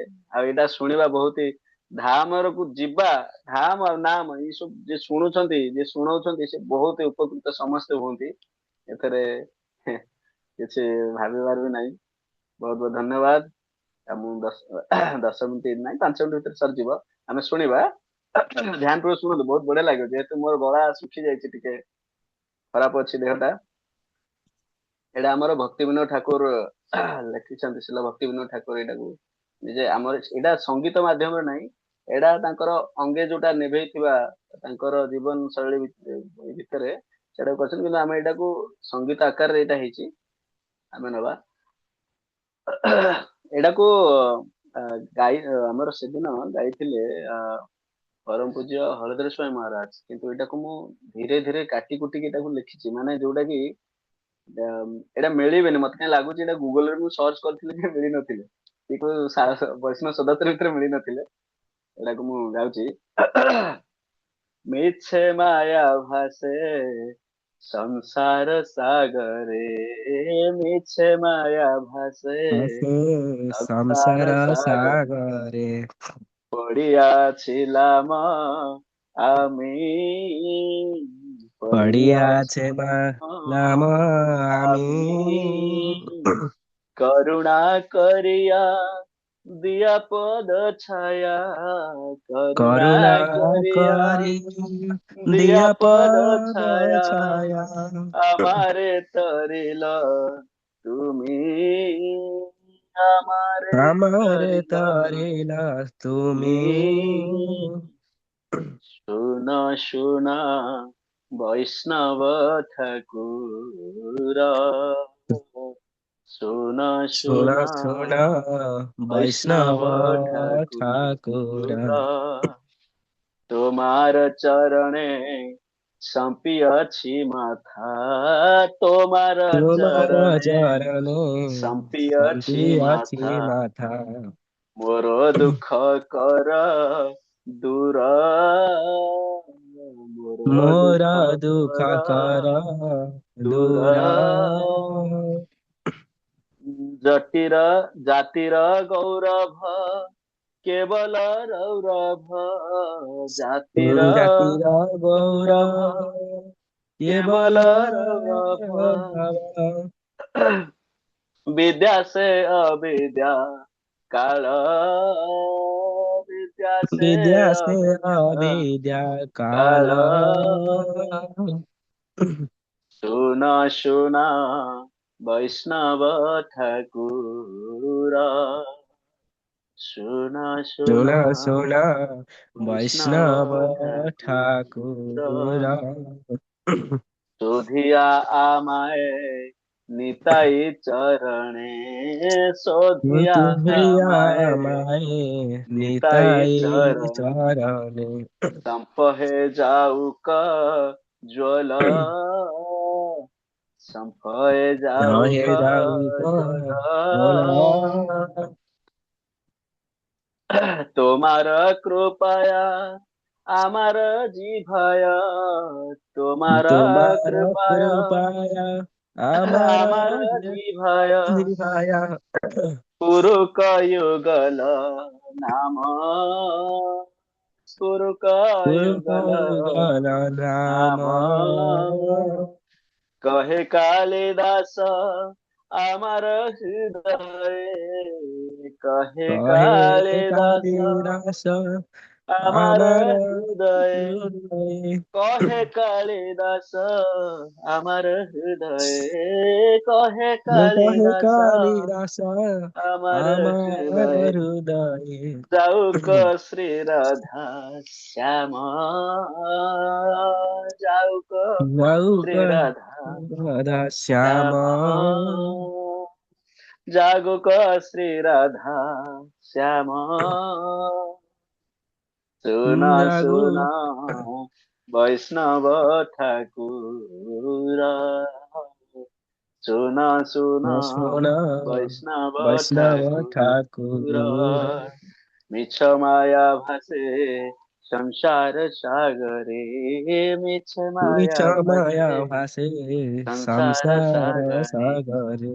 পড়িয়াছিলাম আমি, পড়িয়াছিলাম পড়িয়াছে নাম আমি, আমি। করুণা করিয়া দেয়া পদ ছায়া, করুণা করুণা করিয়া করিয়া দেয়া পদ দেবপদ ছায়া, ছায়া। আমারে তরিল তুমি, আমারে আমারে তরিল তরিলা তুমি, তুমি। শোনা শোনা বৈষ্ণব ঠাকুর, শোনা শোনা সোনা বৈষ্ণব বৈষ্ণব ঠাকুর। ଠାକୁର। ବହୁତ ବହୁତ ଧନ୍ୟବାଦ, ଆପଣମାନେ ଶୁଣିଲେ ତ ମତେ ବହୁତ ଖୁସି ଲାଗିଲା। ଏ ତ ବୈଷ୍ଣବ ଭଜନ ବହୁତ ବୈଷ୍ଣବ ମାନେ ଏ ଭଜନ ନୁହେଁ, ଯେତେ ଭଜନ ଅଛନ୍ତି ବୈଷ୍ଣବ ମାନଙ୍କର ବହୁତ ଶୁଦ୍ଧ, ବହୁତ ମାନେ ମନ ଛୁଇଁଲା ଭଳି ସେଇଭଳିଆ ଏଇ ସବୁ ଶୁଦ୍ଧ ଭଜନ। କାରଣ ଏଇଟା ଭୌତିକ କୁହନ୍ତିନି ଆନନ୍ଦର ଭଜନ ନୁହଁ, ଭୌତିକ ତ ଆନନ୍ଦ ନଥାଏ, ଏଥିରେ ବହୁତ ଆନନ୍ଦ ମିଳେ। ଏଇ ସବୁ ଭଜନ ଗୁଡାକୁ ଶୁଣିବା ଦରକାର ସମସ୍ତେ ପ୍ରତି ସମୟରେ। ତ ସେଥିପାଇଁ ବହୁତ ବହୁତ ଧନ୍ୟବାଦ। ମୁଁ କଣ ତ୍ରୁଟି ହେଇଥିବ ମୁଁ ତ ଜାଣିନି, ତ ଗୁରୁ ମହାରାଜଙ୍କ ଚରଣ କମଳରେ ମୁଁ ପ୍ରାର୍ଥନା କରୁଛି, ଭିକ୍ଷା ପ୍ରାର୍ଥନା କରୁଛି, ଯଦି କଣ ତ୍ରୁଟି ଥିବ ମୁଁ ତ ବାକି ସମୟ ହେଇଗଲାଣି, ଆପଣ ଦେଖନ୍ତୁ ସମୟକୁ, ବାକି କୁହନ୍ତୁ ଜୟପ୍ରକାଶ ପ୍ରଭୁଜୀ କଣ ଆପଣଙ୍କର ଆଉ ସେବା କରିବା। ନାଇଁ ପ୍ରଭୁ ମୋ ସେବା କଣ, ମୁଁ ତ ଆପଣଙ୍କ ସେବା କରିବି, ଆଉ ଆପଣ କାହିଁ କରିବେ। ସମସ୍ତଙ୍କୁ ବିଶେଷ ଧନ୍ୟବାଦ। ଆଉ କାଳିନ୍ଦୀ ପ୍ରଭୁଜୀ ତ ଆମର ସୁରେଶ ପ୍ରଭୁଜୀଙ୍କ ମାନେ ଏକ୍ସପିରିଏନ୍ସ ଯୋଉ ରହିଲା ସେୟାର କଲେ, ତାପରେ କହିସାରିଛନ୍ତି। ଆଉ ସମସ୍ତେ ଭକ୍ତ ଯେ ପୂର୍ବରୁ କହିଛନ୍ତି, ଆମର ଚୋଳଗଙ୍ଗ ପ୍ରଭୁଜୀ, ସତ୍ୟମ ପ୍ରଭୁ, ଆଉ ଆମର ଗୌରାଙ୍ଗ ପ୍ରଭୁଜୀ, ଆଉ ଲାଷ୍ଟରେ ଆମର ସୁରେଶ ପ୍ରଭୁଜୀଙ୍କୁ ବହୁତ ବହୁତ ଧନ୍ୟବାଦ। ଆଉ ବହୁତ ସୁନ୍ଦର ଭାବେ ମାନେ ଏକ୍ସପ୍ଲେନ କରି କହିଲେ, ଆଉ କଣ କଣ ସବୁ ଶିଖିଲେ ତା ବି କହିଲେ। ଆଉ ଆଗକୁ କଣ ସେମାନେ ମାନେ ଭକ୍ତିର ଏ, ବିକାଶ ପାଇଁ କଣ କଣ କରିବେ, ସବୁ ଷ୍ଟେପ ସବୁ ନେବେ, ତା ଉପରେ ବି ସେମାନେ କହିଲେ। ଅ, ଆଜି ଏଇଠି ପ୍ରଭୁଜୀ ବୋଧେ ବ୍ୟସ୍ତ ଅଛନ୍ତି, ମଥୁରାଜ ପ୍ରଭୁଜୀ କହିଥିଲେ ବୋଧେ କଲ ରେ ଅଛନ୍ତି ବୋଧେ। ଆଉ ତ ସେ ବୋଧେ ପ୍ରଭୁଜୀ କହିପାରିବେନି, କାଲି ସେ କହିବେ ପ୍ରଭୁ ତାଙ୍କ ହରେ କୃଷ୍ଣ। ଆଜ୍ଞା ପ୍ରଭୁଜୀ, ଆପଣ ହରେ ଏବେ କୃଷ୍ଣ ପ୍ରଭୁଜୀ। ପ୍ରଭୁଙ୍କ ସେବାରେ ବ୍ୟସ୍ତ ଅଛନ୍ତି। ଆଜ୍ଞା ପ୍ରଭୁଜୀ, ତ କନକ୍ଲୁଡ ତ ପ୍ରଭୁଜୀ ଆମର ହରେ କୃଷ୍ଣ। ହେଇଗଲା। ଆଉ ଶୁଭିଲା? ବାକି ବୈଷ୍ଣବ ପ୍ରଣାମ ମନ୍ତ୍ର ଗାଇକି ଏଇଠି ରହିବା ନହେଲେ ଆଉ। ପାଞ୍ଚ ସମସ୍ତ କଳ୍ପତରୁ କୃପା ସିନ୍ଧୁ ପତିତାନାଂ ପାବନେଭ୍ୟో ବୈଷ୍ଣବେଭ୍ୟో अनंत वैष्णवेभ्यो कोटि वैष्णव भक्त वृंद की जय। नामाचार्य शिल जय हरिदास ठाकुर की जय। जय जगत जय गुरु शील प्रभुपाद की जय। जय जय श्री मायापुर धाम की जय। जय। जय। हाँ। हरे कृष्ण।